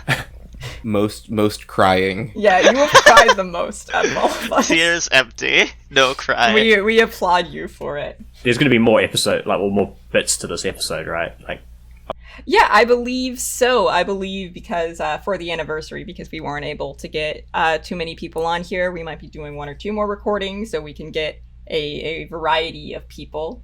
And I'm sure there will be new Jeopardy boards, so you audience members can keep playing Jeopardy with us, possibly. what I'm saying is there's potential for a grand finals. Oh, true. Oh, true. The final Jeopardy. Oh, Yeah. I would see that. But also, if you haven't already, you should check out the shorts on the channel because Des has been working really hard on making those, and they're so good. Yeah, they're very good, very funny, great podcast clip highlights with some really silly editing. Also, for all you viewers at home, please put in the comment section what you think Okanogi Steel is. I want to know. I believe in whatever answers you all come up with. Yeah, Corey's theory was very good, though. It was very good. I'm thoroughly convinced. I like the time travel theory. I believe in horse rice theory. Time travel makes everything better. It does. Or it worse. does. It's like the perfect sci-fi thing that would happen in Ciconia to make everything more confusing. Because time travel makes everything better, my new theory is that Satoko becomes Lambda Delta. I mean, to be fair, we've had so many when they cries with time loop mechanics, but they weren't, like for real time loops. Like Rika was universe hopping into different versions of herself, and Umineko was just a bunch of stories. Maybe Ciconia is an actual time loop with it, like a paradox or something. Maybe it's real this time. Rikishi writes a plot hole into phase 2, and he's like, plot hole? I think you mean paradox. And he just codifies it So into the true. lore. Only one way to find out. You can't create a paradox or you'll get stuck in a room trying to forever fix it. What do you think Ciconia logic errors sound like? I'm still waiting for phase 2 for like Rikishi to be like, time loop, what's that? Never heard of it. And just like carries on from like the rubble. It just keeps going. Like there's no reset. Yeah. Like we are in World War IV. Like everyone from phase 1 is dead, and it's like it's entirely new characters. Everyone's dead, and Okanogi needs to time travel. There are going to my be God. 120 unique characters. It all ties back around. But anyway, unless we have some parting remarks here, we've been recording for about 2 hours, so I think it's about time to wrap the episode up. Yeah. Yeah. Yeah. Yeah. Thank you all so much for listening. We really appreciate you, especially those of you who have stuck around with the podcast for a long time, where we're looking forward to recording a lot more episodes for you all and just doing the best we can out here, being silly goofy and talking about our silly interests. Yeah. Yeah. All right, everybody. Till next time, signing off. Kakite. Until next time, I guess. See ya, everybody. Stay golden. Hello, everyone. Welcome to the third anniversary episode. Wow. Wow, we're 3 years old. That's crazy. Yay! Being 3 years old is crazy. Wow. Podcast turns 3. So I don't know how this will end up in the final version, but I completely fucking forgot to send Worf, who was hosting the first session of the anniversary episode. I forgot to send them the clips, so the first group doesn't have the clips, and I told him, hey, if you want to, you can come in the next session and we'll do the clips at the start. But I don't think none of you were on the first session, were you? Nope. No, I was not. I was not in the first I section. was not. I was also not in the first section. Just make them have make them record generic reactions and then just input those generic reactions into Wow. the thing. Wow, that's really funny, Des. Whoa. In fact, can you take all my reactions from like the Sosa reaction video and just put that into the snippets? Honestly, yeah, I do think we have enough like audio of all of us just from the Sotsu logs and the Go logs to make an AI generated voice that's really accurate to us. Yeah, I was gonna say, I like to God. imagine the Sotsu log episodes are not even they're just incoherent monkey noises. There's not even wow, that was good. I was like, The Sotsu log videos are probably the weirdest videos on our channel. I like how we're at the 3rd anniversary and we're still talking about shit from the first year. I mean, but it's so true. Because it was so iconic. I feel like To be fair, if a bomb goes off in your office, you're gonna keep talking about it. I mean, literally, we descended into madness with that show. That show ruined us. Like, that's on our soul forever, Des. That is very true. Normally, I would blame you or us, but I just blame Ryukishi. Why would you blame me for Go? What the hell? I mean, you made us watch it. Like, No, if you the watched it on podcast your didn't own. exist, I would have never watched the show. It sounds like an incredible you problem to me. we A haven't. you problem? You're the one who was like, hey, I need people to join a podcast. Please do this with me, please. That was me. Please. Okay, I feel like we have just babbled on for like a whole minute and we didn't even introduce at all. That is very true. Hello, everyone. I'm Des, and I'm here with. We've been here for 3 years. I'm Horse Scabs. Why do I have to introduce myself anymore? Happy anniversary. I'm Kirby. Hi. Hello, it's me. Oh my god, I almost said my real name. This is so embarrassing. Mushroom. Hello, Rebecca. Oh my god, I would be such a funny Rebecca though. Anyway, Rebecca. it's me. So who are you? Yeah, I'm Mushroom. Hello, it's me. Hello. It's her. Okay, so we don't have any of the new hosts here. I wanted to ask them how it was getting into the podcast and stuff. Like, I generally know how they feel because I've asked. I wanted to ask it on recording. I hope they did that on the first session. So how did you guys feel about new people coming into this thing that we started? They're all very nice. Fresh. They're all very nice. I love them. Would you kiss them on the cheek? I want to say I recorded like a whole 1 episode this year, so I shouldn't. I did like 4, I think. I Wow. recorded a whole 1 episode this year, so I don't know what I get to say about the I mean, we have Wholesome Crew. So, like, You do have we Wholesome always have. Crew. You want to talk about Wholesome Crew for the people who might not know what it is? Oh my god, I guess we could. It's me, Kirby, and the Idsids podcast where we just chat for like an hour and a half. We do it when we want to. We haven't uploaded an episode in like 6 months, but like Wow. eventually we'll record more. You're almost approaching book club levels of hiatus. Book No, Congratulations. don't say that. I mean, it's fun to record. It's just for me, I'm not really fond of editing that much because I don't know why it stresses me out, even though it's Don't relaxing. It sort of stresses me out in a way. It's relaxing and it stresses me out because I always feel like I just want to get this over with, but I feel like I'm not doing a good job. Yeah, editing is it's a whole ordeal. You gotta like editing to be able to bear with it. Sometimes it is very frustrating. Yeah, it takes me a long time. You need to be you have to be a proper sociopath to like enjoy editing. Yeah. Especially when we wanted to do it like weekly, it was like I have to edit this in like a day, and I don't know if I have that. I didn't mean to do that. I pressed buzz on the button. Is that bad?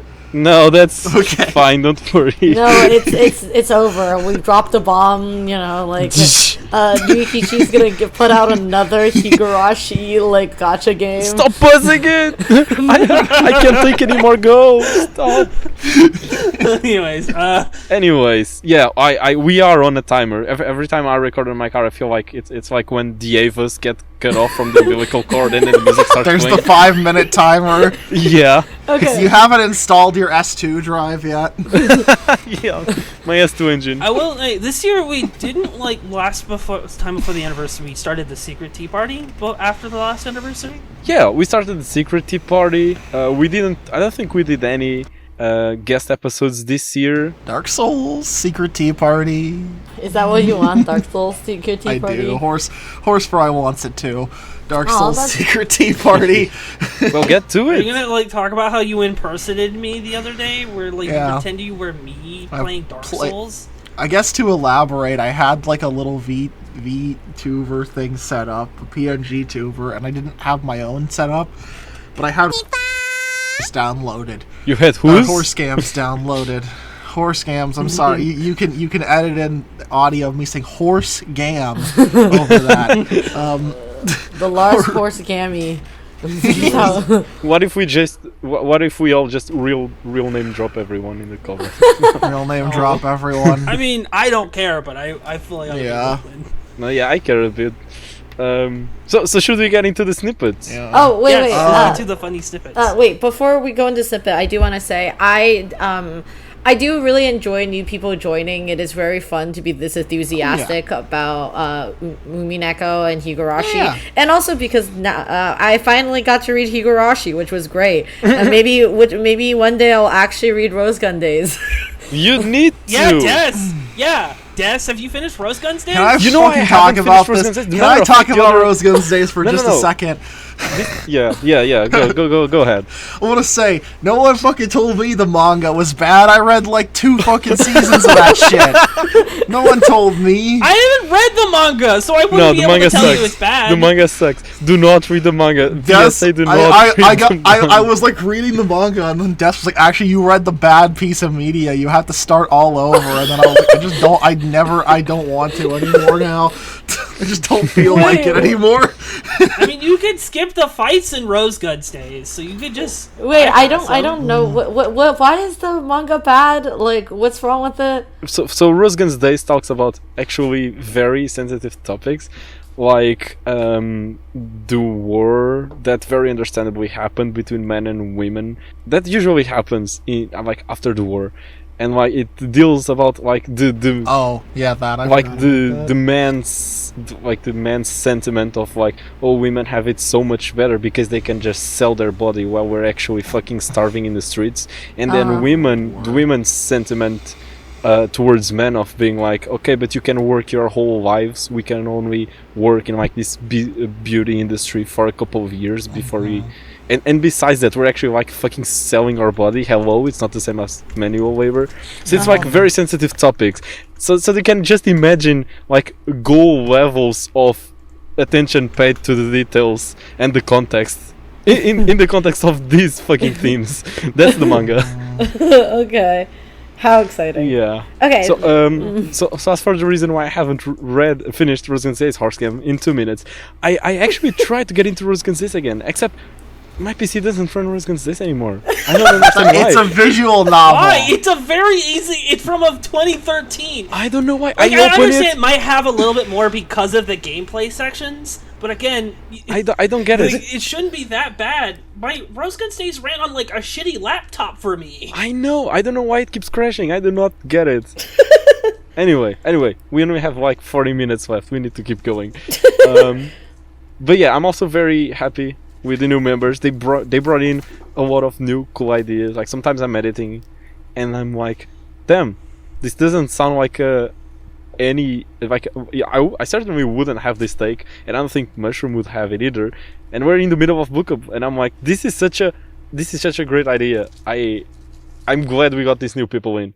They like, because like it's like they have fresh ideas. Yeah, I was gonna say, I've been 3 years. If I have any new takes, Des has already heard them like 20 times. Yeah, basically. Yeah, no, it's nice to have new people to bounce ideas off, absolutely. And I just as, remembered one thing we did. Sorry, finish your thought. I'm sorry. Oh, no, I wasn't really going to say much more than that. Like I said, it's just nice to have new people to bounce ideas off and talk to and, get new takes on things that you've talked about a million times before with everyone, you know? That's nice. And I was going to say, because we talked about last year we started Security Party. This year we started doing shorts. We got 3 shorts as of now. Oh yeah, Des, you've been doing such a good job editing them. I like them. They're so cute. Oh, yeah. Thank you. Yeah, I have a lot of fun editing them, like much more than I anticipated I would have. It's really cool. To be fair, I haven't watched them. I mean to, but I just haven't watched them. Usually the excuse would be busy, but they're like 5 seconds. Yeah, I get it, Horsecam. The shorts are very long. Let's just watch them all right now. Des, pull them up. Pull them. Okay, I can pull Jamie, them up. pull up the kid. They're like 30 seconds. No, they're a minute long. That's the point. Pull it up. We're going to McDonald's. Let's go to McDonald's right now. Jamie, pull up the clip. So, like, look at these views. 600? Where the fuck would you even get 600 views from? Okay, Des, I want to fucking the most viewed, and I'm not trying to humble brag. I don't know what's wrong with YouTube Shorts. The most viewed thing on my channel is a YouTube Short that has like 1,800,000 views or something. Ooh, it's a lot. fuck, It's what? quite a lot. Yeah, shorts are crazy. And it continues to get new comments, and I'm just like, where are these people coming from? Who You're are like, you? get the fuck away from here. Oh yeah, shorts are magical. Shorts are just They magical. are. So yeah, let's watch the short. So this is Higurashi P1 spoilers. Then the second one is full Umineko spoilers, and then the third one is also full Umineko. So like full Umineko spoilers for the shorts. So this is the first one. So Keiichi jokes that he's here to check up on a dismembered corpse that was buried here long ago. Who jokes about that? What's wrong with him? Who says that to a random person? He has a very dark sense of humor. And then he just looks at me and he's like, oh, so you heard about the incident? And he's Yeah. like, what? Yeah. So he just randomly said something incredibly accurate. While they're looking, he asks her about the severed arm, laughing at and my own Rena just joke, I'm shuts him sorry. down immediately. Just like, nope, nothing. I just moved here. Nothing I'm happened. terrible. I'm new. Don't know anything. I'm going to keep looking at you with my cat eyes until you stop talking. It's really just like, hey, so did someone die here? No politics in general. Shut up. That's a good joke. That's a good joke. That's funny. Yeah, I still get caught off guard when I get to hear the end of that. No politics. Okay, so on to the next one. He's just like, yo, George, are you holding up well? I And love George this like, one. yeah, bro, no problem, I'm holding up well. Well, you shouldn't. You just look like a fucking part of my crime, man. What are you doing? Exactly. They have like a pity pissing contest over who's the saddest, and Battler wins and makes George cry like the little piss baby he is. So. Perfect balance between having characters doing like Lorenzo super is toxic so masculinity shit, but then at Yeah. the same time being super vulnerable. Battler cries a lot, which I gotta be on appreciate. episode 7 when we Oftentimes, all do. intelligent characters are shown to be like emotionless, but like it's really clear in Umineko that's not very true. Eva is very smart, but she's very passionate. Like she's angry, she's aggressive. Battler is very smart, but like he just cries all the time. But like that doesn't mean that he's gonna like stop. And I think that's great. Those are good. Those are really good ones to clip from.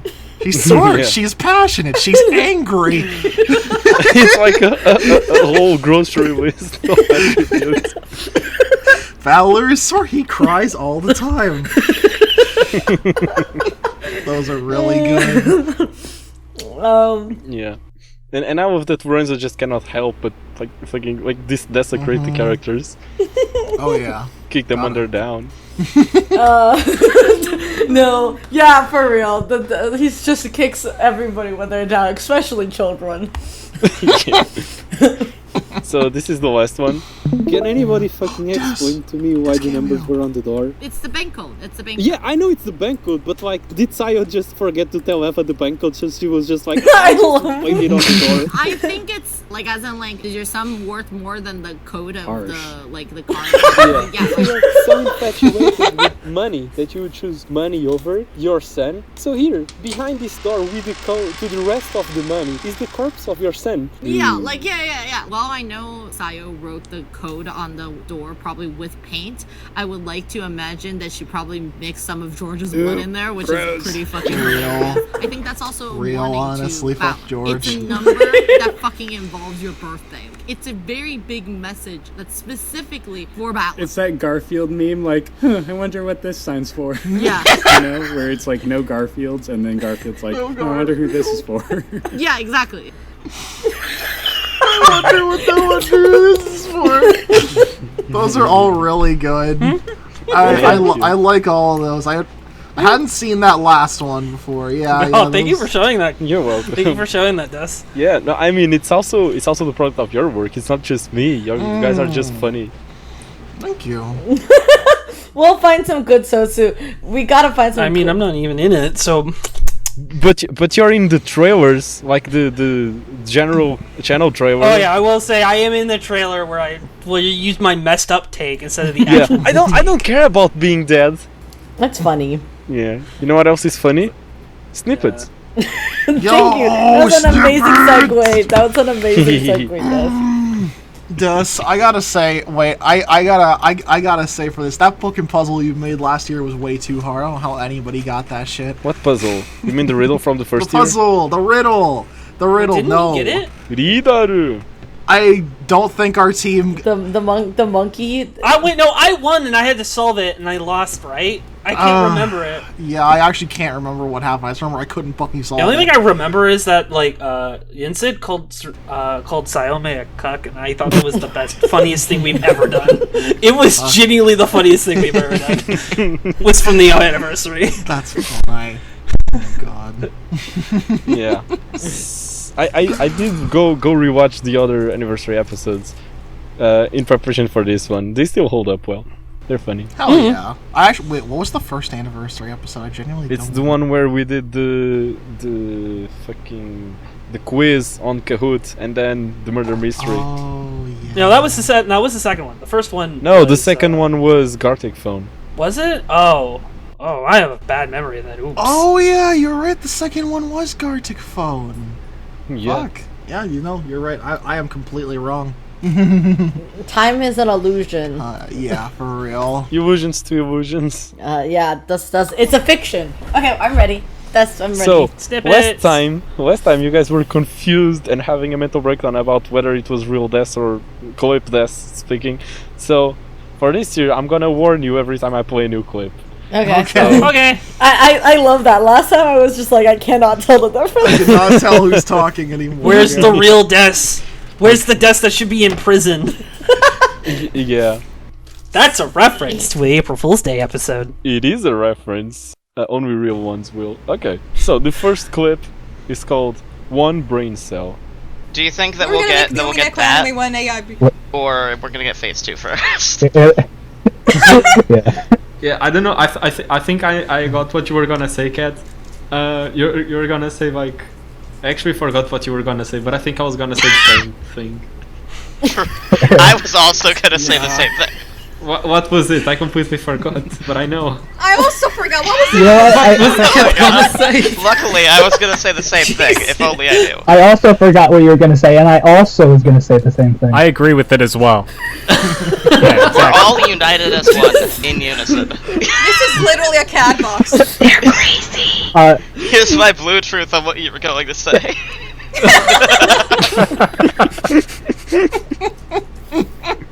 I don't remember this. That's good. That's a really chaotic clip. The collective forgot. That's such a chaotic clip of being like, I ate your brain cell type feeling. Yeah. No, Aya is complete.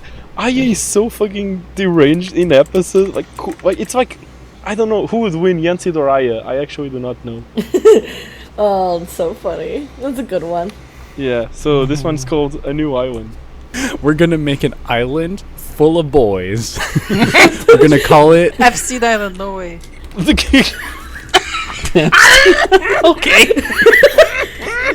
Is that the Epstein's edit? Epstein Island. What? Is that the end of the clip? Thank you, Sayome. That's great. Epstein You Island. should show that one to the YouTube shortsers. They'd love that one.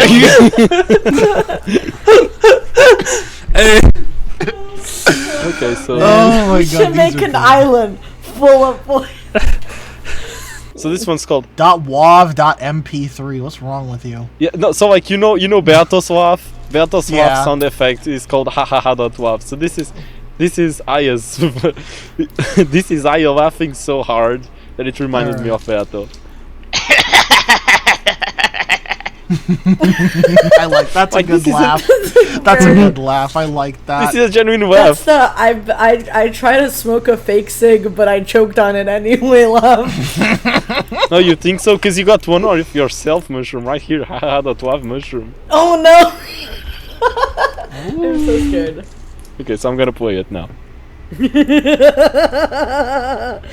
Oh my god, this is great! Halloween skeleton laugh that you go up to the porch. Yeah. Candy It sounds and like there's a Kumasawa. plastic skeleton that laughs at you. That's good. Classic Lorenzo and kids. And kids? Well, that's the other crazy thing. Like they let the kid live, so they just like They let the fucking lame. Okay. Oh my god. Yeah, that's a classic. I was out of context clue. This one's called Confession. So fucking weird. What the fuck? Ah. Are you good, Dust? What just No, happened? I fucking hate confession. I hate confession. You don't like going to confession? No, please, not the church. No. I fucking No, not hate confession. This one's called Geometry. And then she dumps an absolute copy paste of a paragraph that I will proceed to Miscellaneous quote. shennanigans decahesion. Thank you. Simon. What? I don't know how she fucking knew that. Off the top of her head, I don't fucking know. That's scary. Wait, You shouldn't be able to remember what the exact shape they call it is. Wait, can we listen to that again? I just want to listen to it again. yeah, I'll play it again. And then she dumps an absolute copy paste of a paragraph that I will proceed to Miscellaneous quote. shennanigans decahesion. Thank you, Simon. Kind of a weird flex, but You just sound so scared. You just like, thank you. Please sit down. Ma'am, this is a Wendy's. yes, same vibe. This one's called Good Wording Mushroom. In the end, EP1 ends with Natsuki all alone with all the children, and the same idea, EP2 also ends with Rosa all alone with all the, like, you know, some of the children. And, like, and just... That's good. I'm so glad I started clipping this. I'm sorry to interrupt, but my husband Finn, he just brought me a delicious fucking bowl of egg fried rice. You tell me an egg fried this rice? Yeah, was he braless? Was he braless and gave you a sandwich? Still one of my favorite tweets of all time. My braless wife bringing me a sandwich. My braless wife bringing me a sandwich. I assume you two have seen the ninja tweet. Which ninja tweet? I don't want to take away too much time for a tweet from Ninja, but hold on. I am in the middle of carrying a League of Legends game about to close it, and my braless wife brings me a sandwich not asked for, with chips as I get a double kill bot lane. So, how is your day going? Is this a real tweet? Yeah. Yes. Yes. That's real. That's real. Moving on with the snippets, because I have like 58% battery left. This one is called. I can't even think of a name for this one. So what this guy did is he baked his dad into cornbread. What? Like this fucking story. What? What are you fucking talking? What do you mean? Okay. Baked his dad into cornbread? Since that's... Yes, please explain mushroom. Okay, I'll explain the story. So this guy who lives in America, his dad is from Ireland, and his dad died in America, right? And then so he works at a museum. Anyway, this is how I knew him, because my friend did an internship at the museum. Anyway, so this guy was like, "Oh, I have to bring my dad's ashes back to Ireland because he wants his ashes to get scattered there." But he doesn't want to like bring ashes through custom because he doesn't want the people to ask him questions or have to pay like any additional price, because it's kind of weird to bring this much like powder through, like, I don't know. He just doesn't really understand how to like do it correctly, or like wanting to be bothered by that, because it's like he wants to bring like all of like a bunch of ashes. It's not like just like, you know, a small amount of ashes. So what he decided to do is that he decided to bake his dad into cornbread, like his ashes into cornbread, and brought a loaf of cornbread through like you know like airport customs. And then when he got to Ireland, he got to like scatter the cornbread to the birds in Ireland. Like, who does this? His dad How is this a real person? Honestly, most reasonable reaction to having to go through customs. Oh, but yeah, God. that's the cornbread story. Worry, it's the fucking cornbread. Bake your father into a cornbread to Southerners be like, dead person cornbread. Dead cornbread. That reminds me of another story, but I don't want to take up too much time. Yeah, I'll that's be what quick. we could do if we want to do the snippets. Like, we could, if you want to get to the quiz stuff, we can do the snippets later. No, because the month is ending, and I don't have much time. So I was smoking weed at my friend's house, and I was going through their junk drawer, right? Well, and I found this just like little thing of ashes, right? And I'm like, oh, what's this? And they're like, oh yeah, that's my grandmother's ashes. We keep it in the junk drawer because she was a bitch. Okay. And I was like, okay, is it cool if I put it in the pipe and then smoke it? What? Since it's like, what do you mean what, Des? You'd do the same if you were high on weed. You just don't understand. Look at that person. Look. It was pretty funny in the moment, to be fair, but out of context, it just sounds like human remains. Let's smoke them in a pipe. No. Yeah, that is what it sounds like in the moment, but that's also what it always sounds like, bro. What the fuck? That's like. But that's like an Umineko death. They'd be like, Battler would come in and he would be like, "Where's Anji?" And Beato would be smoking her through a fucking pipe. Her remains through a pipe, and he'd be like, "Fuck!" All right. How did grandfather leave the room while I just fucking smoked him? I smoked him through a pipe and he went through the window. He's not in the room anymore. I baked him into cornbread and I baked him into cornbread. How did he escape the locked room? I baked him into cornbread and took him out of the room. That's vile, and I don't want to hear any more stories. Let's move on. No, that's okay. Let's get through these clips. I want to see these that's clips. why that, like, we can do the snippets later. Like, if we you just can't. like The send month one of is us. ending, horse scam. I might like after like we do the quiz. We'll like if you have to leave, we'll just do the react to the snippets to ourselves. Mm-hmm. No, I want to react to the snippets too. Okay. Just let's just hold on. Let's just go. We have so little time, right? Okay. Yeah. Like worst case scenario, we play one board. We don't play the two, but we can still play one. We got this. Okay, that's fine. Okay. All right. We got this. So this one's called L plus ratio. L plus ratio plus I watched you in your sleep. Sane aesthetic moment. That's a good one. Lorenzo update. Oh wait, am I next on the list? Oh, okay, cool. All right. Well, what has been going on with my life? Nothing much really.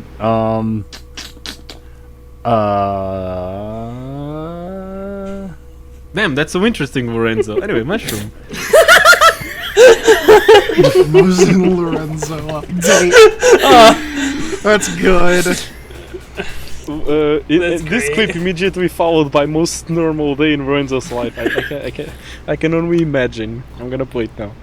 No, right. Like, I don't think there's much that's been going on with my life. Nothing exciting, nothing cool.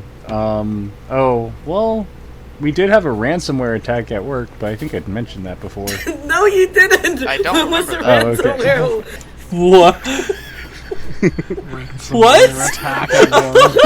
I'm gonna have to fucking ask him to follow up on that one. It's in the episode. Hold on. He goes into a really long story about the ransomware attack and like how like they asked for a bunch of money and then how they have everybody's like personal information and like Oh my god, as scary. it's really funny because like as you know, Lorenzo works at like basically a crime lab, so like it's pretty easy to get like ransomware. We're at a crime lab. I'm trying not to read ahead because I also don't remember the clips. But I committed the mistake of reading it ahead, and most normal in Lorenzo's life, most normal Lorenzo story 1, most normal Lorenzo story 2. You could make an entire episode just called Lorenzo's normal life with just all these clips. Lorenzo war. Lorenzo has like incredibly ridiculous stories to share all the time. Yeah. Love him. Okay, so this one is most normal Lorenzo story 1. But I was like, oh my god, nothing ever happens in this town besides the time a high schooler fed their classmates cookies made with their grandparents' ashes. Oh my... What is with fucking people's ashes? I swear to God, like Lorenzo, like he thinks like a normal day is like walking down the street, witnessing a robbery, and going, "Well, nothing really happened today."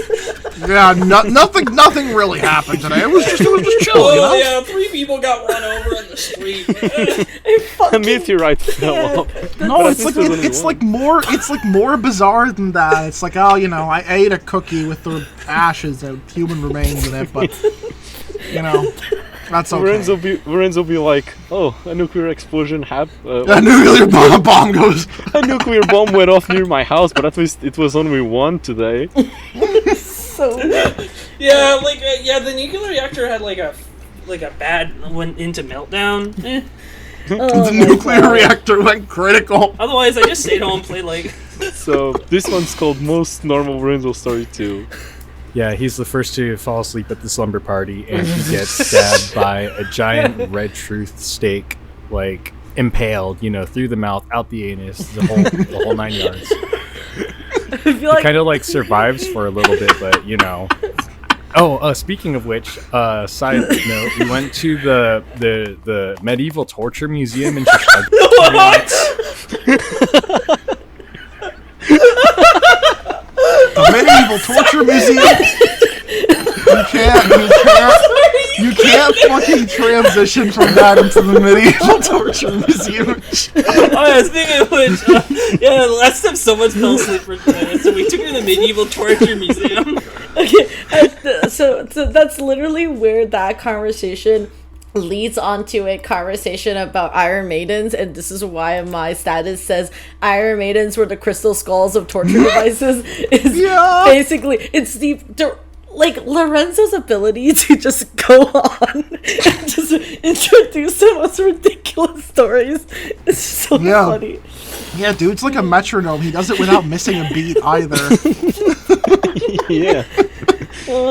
So funny. Okay. Love you, Lorenzo. One love Lorenzo. Wish you were still with us.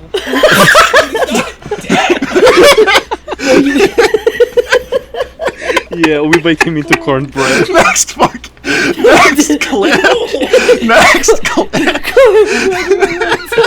Okay, so let's keep going. This one's called Mushroom Eviscerates Burn. The only reason why people think Burn is smart and cool is because Burn is the type of person that even if she was losing poorly, like, she wouldn't show it. Like, she just looks very composed. She was exactly. Yes, ke kakadori. And I was like, bitch, nothing has been according to your plan. Like, it's like her looking at Erica crawling on the ground. It was like, this is what I intended all along, for you to suffer. And it's like, no, you didn't. You wanted her to win, you dingus. Yeah, Burn is the type of... Bird is the type of girl who anything could happen, and as long as it is somewhat negative to the opponent, she's like, oh yeah, I was planned. She's the people in like a streamer's Twitch chat that say planned when anything goes their way.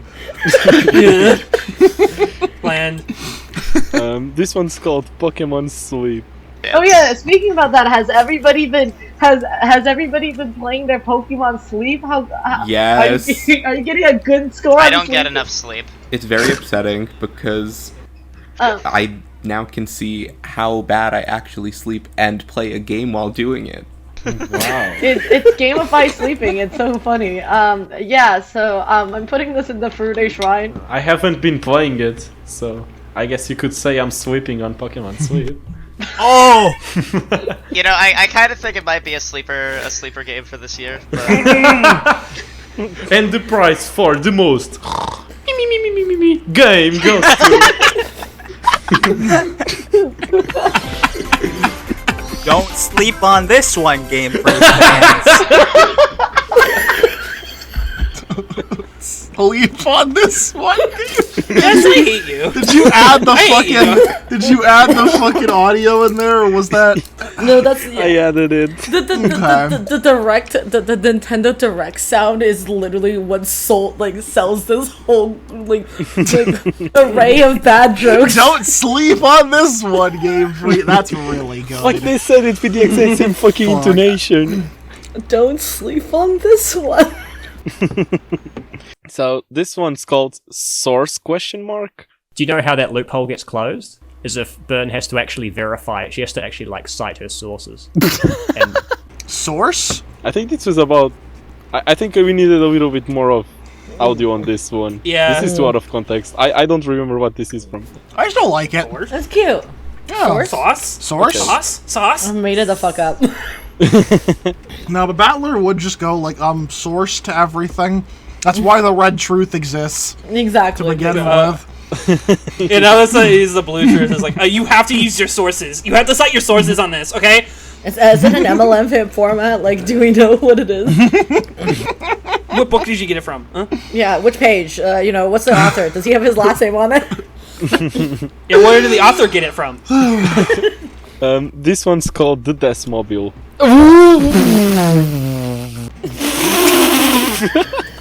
I don't want to hear that again. Des. Please don't play that again. Des. That's a good bit. That's really funny. Descar. Did you ask to hear it again or not? That's how you sound in your car. This car sounds like. This is my visceral reaction to something. I don't know what, but it's a good reaction. No, you just sound like a car starting up. A car like speeding the fuck up. Yeah. This one's called The Cock. You're going on a trip with Ryukishi, and you're like, Ryukishi, you showed me your cock, and I show you yours. What? And then this is. What?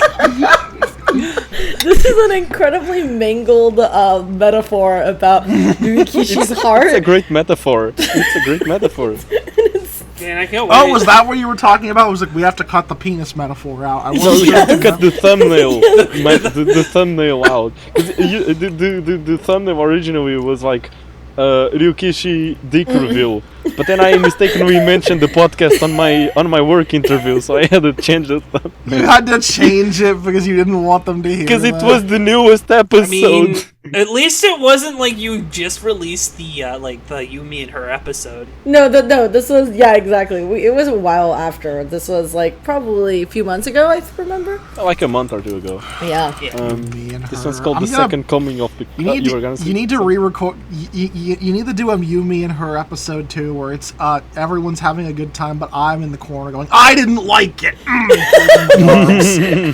Kirby Cam, and it's just like the backwards shot of you playing. I did not like it. There is though. a perfect picture that sums up Kirby's. Yeah, I mean, there's the picture. We can't show it. Okay, maybe someday I'll fucking draw over that with like my fursona, and then you can use it. How about but that? it's so funny. That picture is so funny. It is so funny. It is This so is just fucking a funny, especially because I didn't know Finn took that until he sent it to me. This one is called The Second Coming of the Cock. When he's tearing his heart out for you, I guess his heart is his cock, or not. He's tearing his cock off. Tearing your cock off. So next one is when you don't record for half a year. Wait, this is full spoilers, right?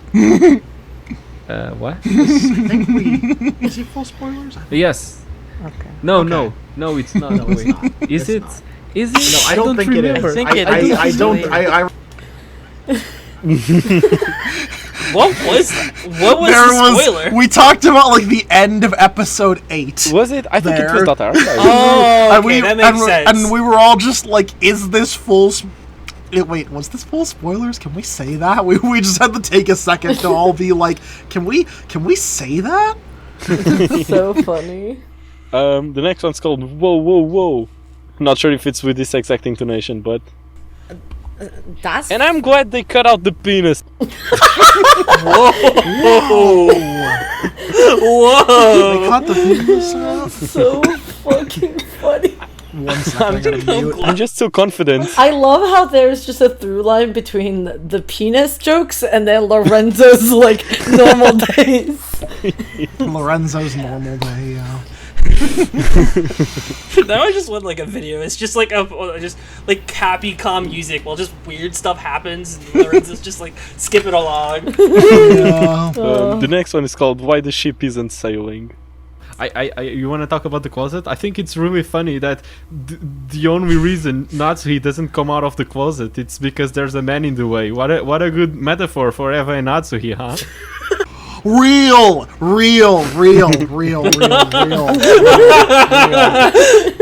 Real, so fucking true, so fucking true. That one's just actually fact. That should be a YouTube short. That's you know, we're gonna get them. We're gonna get those Nazi Eva shippers. Yeah, we need to get that audience in. The real relationship. This one, the last one, is called I know math. It's called The Third Missing Link, right? And 381 is like really has a lot of threes in it because like it's like 300. Then 81 is divisible by. Is it divisible by 3? It's divisible by 3. Yeah. How'd you know that from memory? Because I know How did I math. know? I just did. I don't know. Okay. I think it's also 33. Like 81 is like divided by 3 is 33. I'm pretty sure. No, I'm dumb. No, I don't think it Never is. mind. Answer is 27. So fucking funny. How'd you know that from the back of your head? Oh, just because I know. I just know. I didn't know how to answer you. It was just like, I just know, I guess. I don't know. I didn't think about it. What are your sources? I mean, know. to be fair, Simon is like Yu-Gi-Oh player. Oh, no, yeah. Yu-Gi-Oh, you gotta fucking do math all the time. It sucks. Oh, okay, that explains it. Okay, so I guess it's time for Jeopardy then. Yeah, I buzzed in like 2 hours early, guys. Am I gonna get disqualified? What's the Jeopardy theme song? There isn't. Okay, cut this out of the episode, but like, just real quick, I just want to say, just because on the topic of Jeopardy, there's like an episode of fucking Jeopardy where my cousin almost wins in it, but he doesn't. Bro. Really fucking sad. Yeah. Shout out to your cousin who almost won, but I mean, didn't. okay, don't fucking include that because you could definitely. Well, okay, actually, no, that doesn't narrow it down at all. Never mind. Yeah. Oh, my cousin was on Jeopardy. Everyone's cousin was probably on Jeopardy. There's hundreds of thousands of episodes of fucking Jeopardy. It's probably fine. Yeah. Never mind. Des, Don't cut it out. How Jeopardy works is somebody has control of the board. They will. Once a question is asked, everyone buzzes in. Whoever gets it right has control of the board for the next question. But like Lurf was explaining to me how they did it on the first session, and they did it like this. So I'm just gonna do the same. So it's the same. Okay. So it's probably just it's probably just easier logistically. I guess I'm gonna count to 3, and you buzz in to pick a topic. First one to buzz picks a topic, and then I read the answer, and then you buzz in as soon as I finish reading the answer to reply with a question. So we got for categories. Like, for categories, are you still there? Yes. I'm still okay. there. Because you didn't help me, so like, am I recording alone? No. You're the English What are we supposed to do? You fucking have all the. You were have everything in front of you. Des, I enjoy watching you fumble. That's why. Thank you. You're explaining the rules. What are we supposed to do? That's like the DM. I'm trying to understand how to pronounce category. So we got categorias, food, laughs, toys, iconic phrases, and characters. These are our categorias. Yes, I'm gonna say it in Portuguese now. Fuck you, since you didn't help me with English. You were asking for the word category? Category. Thank you. That's intonation. Category. So, sorry. Oh, I didn't know what you were asking for. Sorry. Just because I put intonation in the wrong place. What the hell? I'm sorry. It was irrecognizable. I didn't mean to throw you under the bus like this. I Okay. just explained the Anyway. rules, and I was being patient and listening. Fuck it. Let's keep going. Okay, so I'm gonna count to 3, and you can buzz in, and I'm gonna see who's first. So, Okay. 3, 2, 1, buzz. So, horse game. Which category? Fucking hell. Category. Which category You do can say you it want? I'll. You know what? Screw it. I'm gonna do laughs for 500. So, laughs for 500. Yeah, slash hehehe. Like, which character laughs this way? Wait, I have a question. Is this all of When We Cry? All of When They Cry, yes. Spoilers for Higurashi, Umineko, and Ciconia. So, only horse game buzzed. So... Yeah, Who is Eva? Eva Beato, yes, correct. Okay. Oh, good job. I was like, it sounds like Eva. Eva would go hee hee hee or ka ha ha. Yeah, ha ha ha, yeah. She was like, but like the text doesn't say that. Can I say something? Yeah. Real quick, I don't know if I should have taken an edible before playing Jeopardy. No, No, you should. I'm just gonna be sitting here. not answering. No, it's okay. The other time that I was high during an episode, I was literally like, "You can't steal thoughts out of my head, Des." And Des is like, "What the fuck are you talking about?" You can't steal thoughts out of my head. That's really It was good. a weird energy for an episode. That kind of rules. So do you want to choose where we go next, Horsecam? Yeah, we can do that. Okay. Let's go continue with laughs for 400. Laughs for 400. Now we have. Oh fuck. I'm trying to think about how it would sound. Just like poo. Oh! I know exactly what it is. Okay, Alright, is this from anywhere in like When They Cry?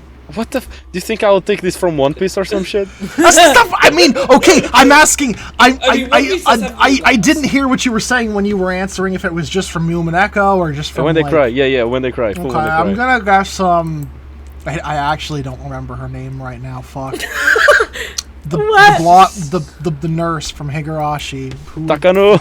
Takano. Is it Takano? It's not Takano. Fuck! Okay, then Mushroom, you wanna say who this is? Okay, do you wanna? I'm going to share a wrong answer first, just so I can explain my thought process. When I first thought about this, do that on Jeopardy. I know. I don't think. Okay, Alice Trebek would never let you do that. He'll just say fuck off. Okay. I don't actually know the answer, so I'm just going to say this wrong one first. I was thinking about Danganronpa, and that's the only thing that came up in my mind. That is right. Okay, that is right. That's this fucking is so Monokuma. easy. You're actually right. Yeah, that is true. Thank you, but I actually, I don't actually have an idea who it is. I'm sorry. I can't. Okay. Not on the top of my head. Horsecam, I guess you're next. You wanna try? Who is Oishi? Nope. Fuck! God damn it. Okay, I was wrong. Okay, I'm gonna pronounce it and you get another round. So it's written puku kuku, but like the way they laugh, it's like. What? Mion. No. Ah, God damn it. No?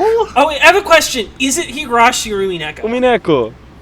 Oh, okay. Then I'm on the wrong side. I thought those were the We've both guessed Higurashi. So what happens when everyone guesses wrong? It just moves on. It's just completely wrong, and it goes back to I think me who controls the board. I think. Okay, so you guessed it wrong. So what will do next? Let's do laughs for 300. I guess if we go back. This is so devastating. We're doing so poorly. I thought this was super easy. I mean, It's I got iconic. the first question right. It's just So- don't. Whose laugh was it, by the way? Can I say it? Yeah. Yeah. So it's off the board now. It's Ranove. Oh, I never would have fucking got that. Sorry, I never would have gotten that in my life. I'm sorry, Runaway. If my life is on the line, I would have died right there. But that is. Okay. I could imagine it. I could definitely imagine Runaway now. That's devastating, though. That's really funny. See, I told you it was iconic. Okay, so what's for 300? Please be fucking Satsuki. Okay. I got it. No. Fuck. God damn it. No. To be fair, you deserve to answer Horsecam, but unfortunately, Mushroom went first. Get it wrong. Say the wrong character. Say Lambda. Who's that little blonde bitch? Yes, it is that little blonde bitch. Wait, there are two little blonde bitches. No. Say the right one. There's 34 blonde bitches. Which one is it? You fucking know which one she's talking about. Yeah. You just gave her 600 points. It is Satoko. Satoko. Oh, hey. fuck Both off. answer would have been right. This is the little blonde bitch. Okay, I so can't believe, Horsecam, you shouted out the answer before. I didn't. I just said, "Oh, I know this one." I didn't say Satoko. I did say just say Lambda because I didn't. Lambda was acceptable. No, I thought. Didn't you say I like? Is it the next one gonna be? I hope the next one's not Satoko. it's Satoko. Oh, yeah. Yeah. And that was like, and then it was. I Just thought Satoko. Satoko would be like 100, so it's just an iconic laugh. Unless it's like Rika's There's more laugh. iconic ones. So Mushroom, do you get to pick the category now? Yeah. What's food 100? Like, since we should probably just go back and get that done, so then it just Okay. doesn't get grayed out. So an explosion of flavor. What the fuck am I? I'm not even sure what the answer should be. What does that even mean? Is this like something a character said? It's that's the only context you have. Food Okay. in the context of When They Cry. An explosion of flavor. What is Is it, it- Horsecam? Is it Keiichi's curry? Or like Satoko's curry in like the curry. Hey, that's two answers. That's That's two answers. He can't say that. Specifically, He it was can't like- say that. He can't say that. You have to go with the first Yeah, one. I'll say Keiichi's curry from like the food festival. Shit, I actually forgot to check what the answer was. Imagine if Jeopardy was happening and fucking Alex Trebek wasn't like, where's the answer? I can't find it anymore. I don't have the right tab open. I don't have time for you to be mean to me. I have 18% battery left. Horsecam, that's wrong. Mushroom, you wanna try? Explosion of flavor. It's really easy. I'm so scared. Is it when Keiichi eats the rice balls and then there's needles in it? No. Kirby? I think it is it when Keiichi is eating Satoko's cooking? No. No, really? Ah, fuck! Oh, we all got it wrong. So what's the answer? Stop thinking of Higurashi is what I would say. Oh, is it fucking what? Wait, I wouldn't really associate. We're all Higurashi heads right now, trying to be like, oh, it's Higurashi, and like all the answers are Umineko. I mean, okay, to be fair, I don't like. I associate more drinks with Umineko, not like food. Come on, think. You can think. It's really easy, Horsecam. Come on. An explosion of flavor. It's when the fucking I don't know. It's when she does her. They eat dinner, but I don't know if they eat anything. It's when there. Lambda Delta does her candy attack. That's a fucking explosion of flavor. Okay, so to make this quicker, since I am running out of battery, if none of you get it right, I'm just gonna say the answer and we move on. That's how it works. Wait, could I guess another one? Wait, could I guess another one? Okay, sure. It's not gonna be for points. I'm just gonna guess. Is it EP2? First Twilight Murder, where everybody's exploded with their stomachs. Small bombs, yes. God damn it! Come on, this was easy. What is small bombs? What is small bombs? Fuck. God, How is that damn it. easy? I You're really saying that didn't- because you have the answers. No, it's okay. Never mind. So, Mushroom, what's the next category? Okay, 200. 200 food. A drink to heal your pain. Oh This my one God. is really hard in my opinion, but Worf made it the 200 one, so. Horsecam? Is it Earl Grey tea? Nope. I remember they talk about it a lot in Umineko. Kirby? Wine.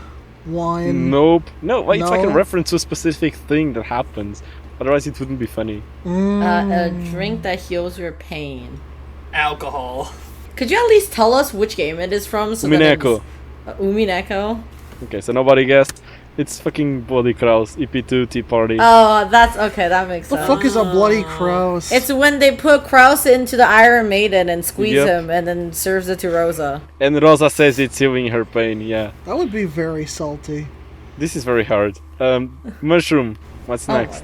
Oh God, me again? Okay, toys 100 then. Toys No more 100. fucking food. A handmade birthday gift. No, Okay. no. Mushroom. It's Sakotaro. Woo!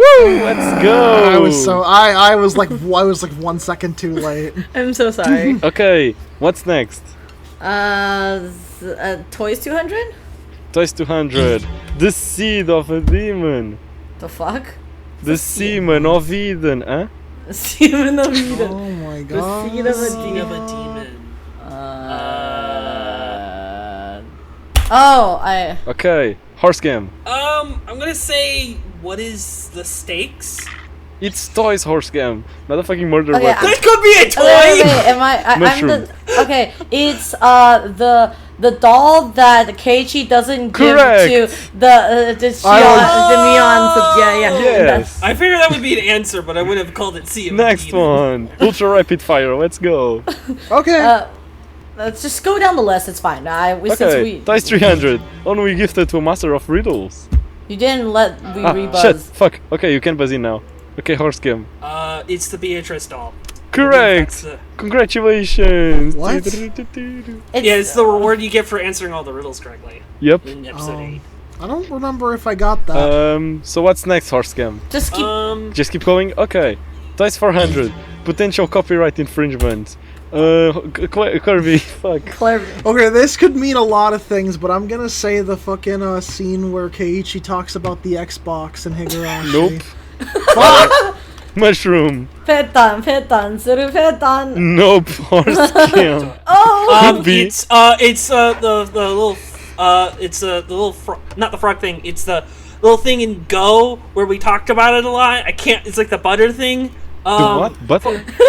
No! Why can I not see it? I can't remember it. I'm sorry. It's something in Go, I think. Then how the fuck do you want me to know if it's correct or not? I don't have it. I don't remember it. I don't have it. I'm sorry. Okay, then I'm just gonna say what it is and keep going. It's fucking Colonel Sanders. I was close. Okay, next 500 toys. A crossover Easter egg that makes my brain hurt in the form of an insignificant background detail. Kirby. Me. It's not you. No, is it not me? No, it is you, but the answer is not you. sorry. No, that's not. Yeah. The fucking reference to the singular reference to Umineko in Dark Souls. Come on. No. Is there a Umineko reference in Dark Souls? There is a Umineko reference in Dark Souls, yeah. That's so cool. I'm so happy for them. Yeah, there's a Golden Witch Beatrice and PC. I guess I don't have it. Oh, guys, I think Des' fucking computer might have died. No. He's not saying anything. This is devastating. Does anyone else want to... I'm not winning at all. I could just host. Well, then it would just be Horsecam and I if I had to go. No, it would just be you two, yeah. Yeah, I mean... Okay, so I think Des died. Do we want to, I guess do some... Should we try wrapping up? Yeah. Let's do it. Alright, wait, so who won? Who won, then? Who had more points? I did. I guess I did by, 200. Oh, you did? And then Horsecam Alright, you win! Yay! Fire! Wait, before we go, what was everyone's favorite moment from last year? For last year of the podcast? I'm gonna give the really gay answer first and say getting to meet all the new people, and then I'm gonna say I mean, obviously I love them. They're all very nice. I'm not saying anything bad about them. I'm just, that's not really a moment, If I had to say favorite moments, you know what? I'll come back to me on that. What do you guys got?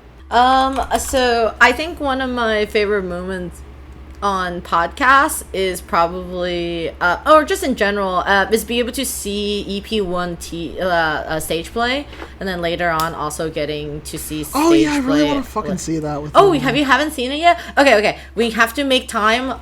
If there is subtitles for it, we can watch it on call. It would be great. Yeah. Let's do it.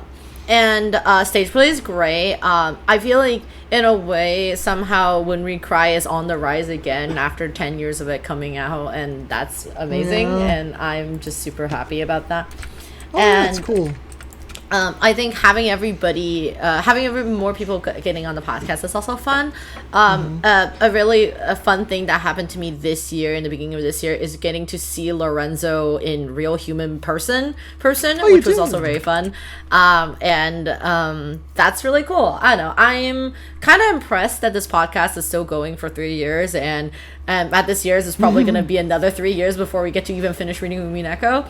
And oh my god, speaking about that, so you know how the not State of Play but the Tokyo Game Show came out, and I just remember scouring, and I was like, oh, there's no fucking information about Silent Hill F, New Kishi, what the fuck are you doing?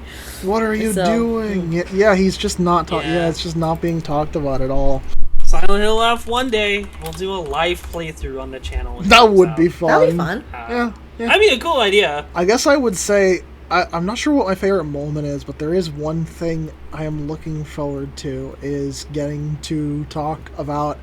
I don't know if it'll be this year. I haven't quite been following along where the progress is, but I want to get to talk about episode 7. Don't worry, we are... Club. I will be there no matter what. We are almost at the end of EP5. I am... Okay. Wait, you're still on EP5? I am kind of a crazy person because for the most part, I don't care that much for episodes 5 and 6, but I love episode 7, and then episode 8 is okay. I love episode 5 and 6. There's so much to talk about. No, that's totally fair. I get you. Just for some reason, I just have nothing to say about 5 and 6, but a lot. I to mean, say about who 7. doesn't like a Fem Shabibo on her Fem Shabibo bullshit? That's true. That's true. She is kind of fucking great. She spidering up the walls and shit. That was kind of amazing the first time.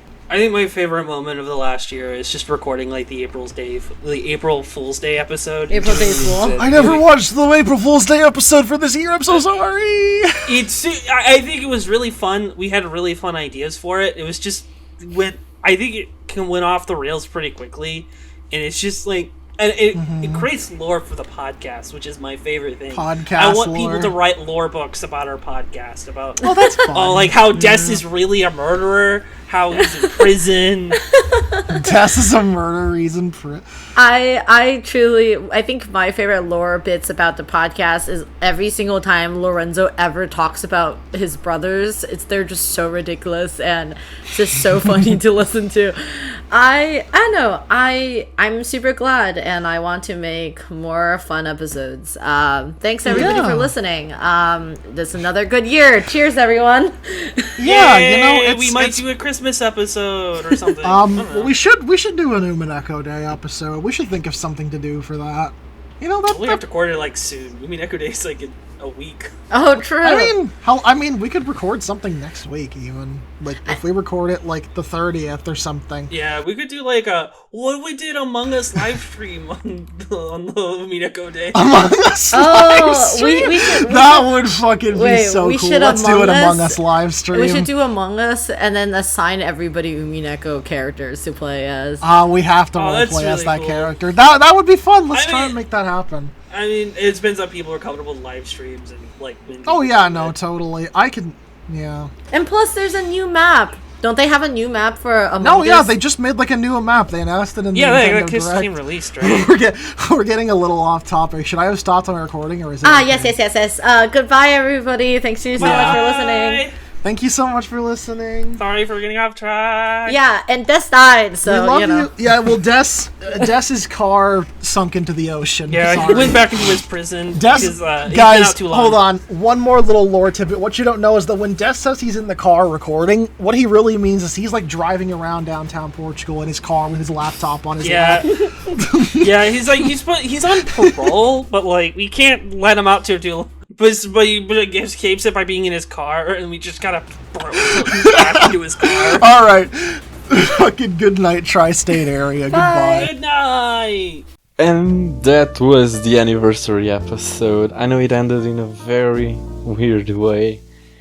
It happens. We wanted to have more people actually be able to record, but time is an infinite, and then we ran out of weekends to record in, and even though there's so many of us, scheduling is still hard, and we ended up only being able to do 2 recordings. A lot of people weren't able to join in, which it's not good. It sucks. In a perfect world, everyone would have been able to join the anniversary episode. But it is what it is, I guess. And precisely because we were not able to record a proper ending, that's the purpose of the recording you're hearing now. I guess I'm just gonna say some things about the year that has just passed. The podcast has reached 3 years. That is kinda crazy, honestly. When I stop to think about it, whenever I tell people I have a podcast, it's not like I tell them, like I tell people very frequently, because it's kinda, first of all, it's kinda hard to explain what a visual novel is, right? To the general public. And even to people who watch anime, most of them do not know what the goddamn visual novel is. And then trying to explain all the details about the podcast, like, I didn't know. It's just, I don't tell people very often, but whenever I do, and I tell them, it's been 3 years. Like, what the hell? How does this happen? And, okay, so what happened this year? This year we got new people, which was interesting, because we did not know what kind of people we'd get. Well, we kind of did. Like, this time we were recruiting, let's say that, from within. When the podcast started, like the recruiting post was made on Reddit, so.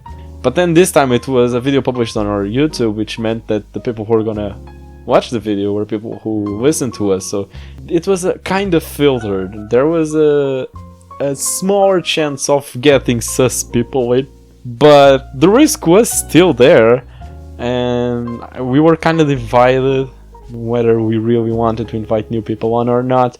In case you don't remember, the main reason we did that is because most of the old hosts have, they've lost interest in When They Cry. It's not like they don't like When They Cry, but they're just not that motivated to record episodes. So yeah, we need the new people to record episodes. It's not like the old hosts can't join if they don't want to. It's just that, yeah, again, when you've been doing this for quite some time, it's understandable that you run out of juice. Even I myself sometimes get Umineko burnt out. Then I have to edit an whole episode about Umineko for 6 hours straight. It gets kind of tiring. I've had ups and downs with Umineko burnout.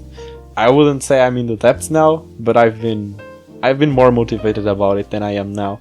That isn't to say I'm not motivated. Every week we still try to schedule book clubs. Book club is our main priority, and then if we can't record a book club, that's when we try to schedule other episodes. So yeah, that isn't to say we're not trying to record. We want to do this, and you're gonna get a book club episode whenever we're able to deliver it. But returning to the new people, yeah, it was a divisive topic, because how would we go about asking someone to just leave if they ended up being kinda sus, Thankfully that didn't happen. Everyone's pretty fucking cool. That's really good. And from what I've seen, it seems they like being on the podcast. We like having them on the podcast, which is cool. And you guys seem to like it too. So what else has happened this year? I guess we've done less episodes, but again, that we've just been busy. Again, this is a project that started in COVID, where everyone had too much time on their hands. And sometimes it's just hard to schedule real life in a way that enables us to record episodes. So that's why you've been getting less episodes, but I don't feel like the quality has decreased, and hopefully you haven't either. And lastly, I guess I just wanted to touch upon some of our podcast subcategories. I've already talked about the book club. I guess the estimated time of arrival of the finale of Umineko Bookclub right now is, I guess, 2 more years by the rate we're going at. I can't say I am not worried because I really like Umineko, but it's starting to weigh on me, as I've discussed previously.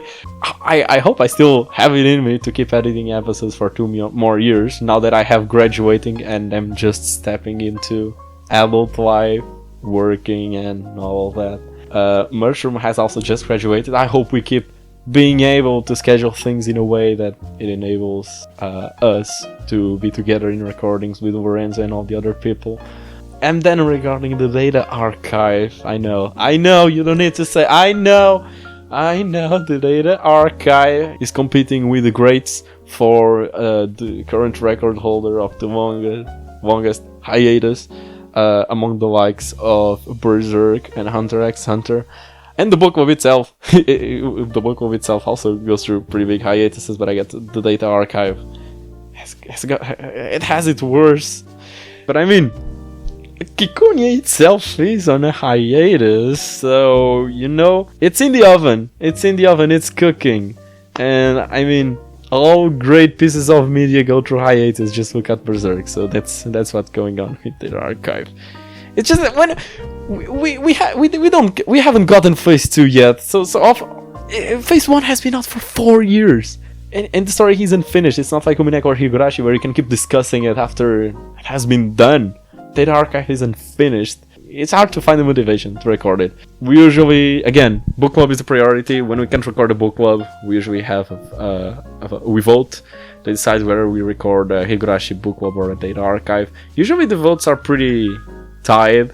Higurashi book club has been winning. I mean, it is what it is, man. It is what it is. And yes, regarding the Higurashi book club, we started it. It's going at a nice pace, okay. Knowing your standard, it is going at a steady, nice pace, okay. You cannot deny it. And then I guess the Security Party, we haven't done any more episodes of it. It's not like we don't have ideas for it. A Dark Souls Security Party has been thrown into the air once or twice. A Fata Morgana Security Party, Rose Guns Days. Yeah, we may do something.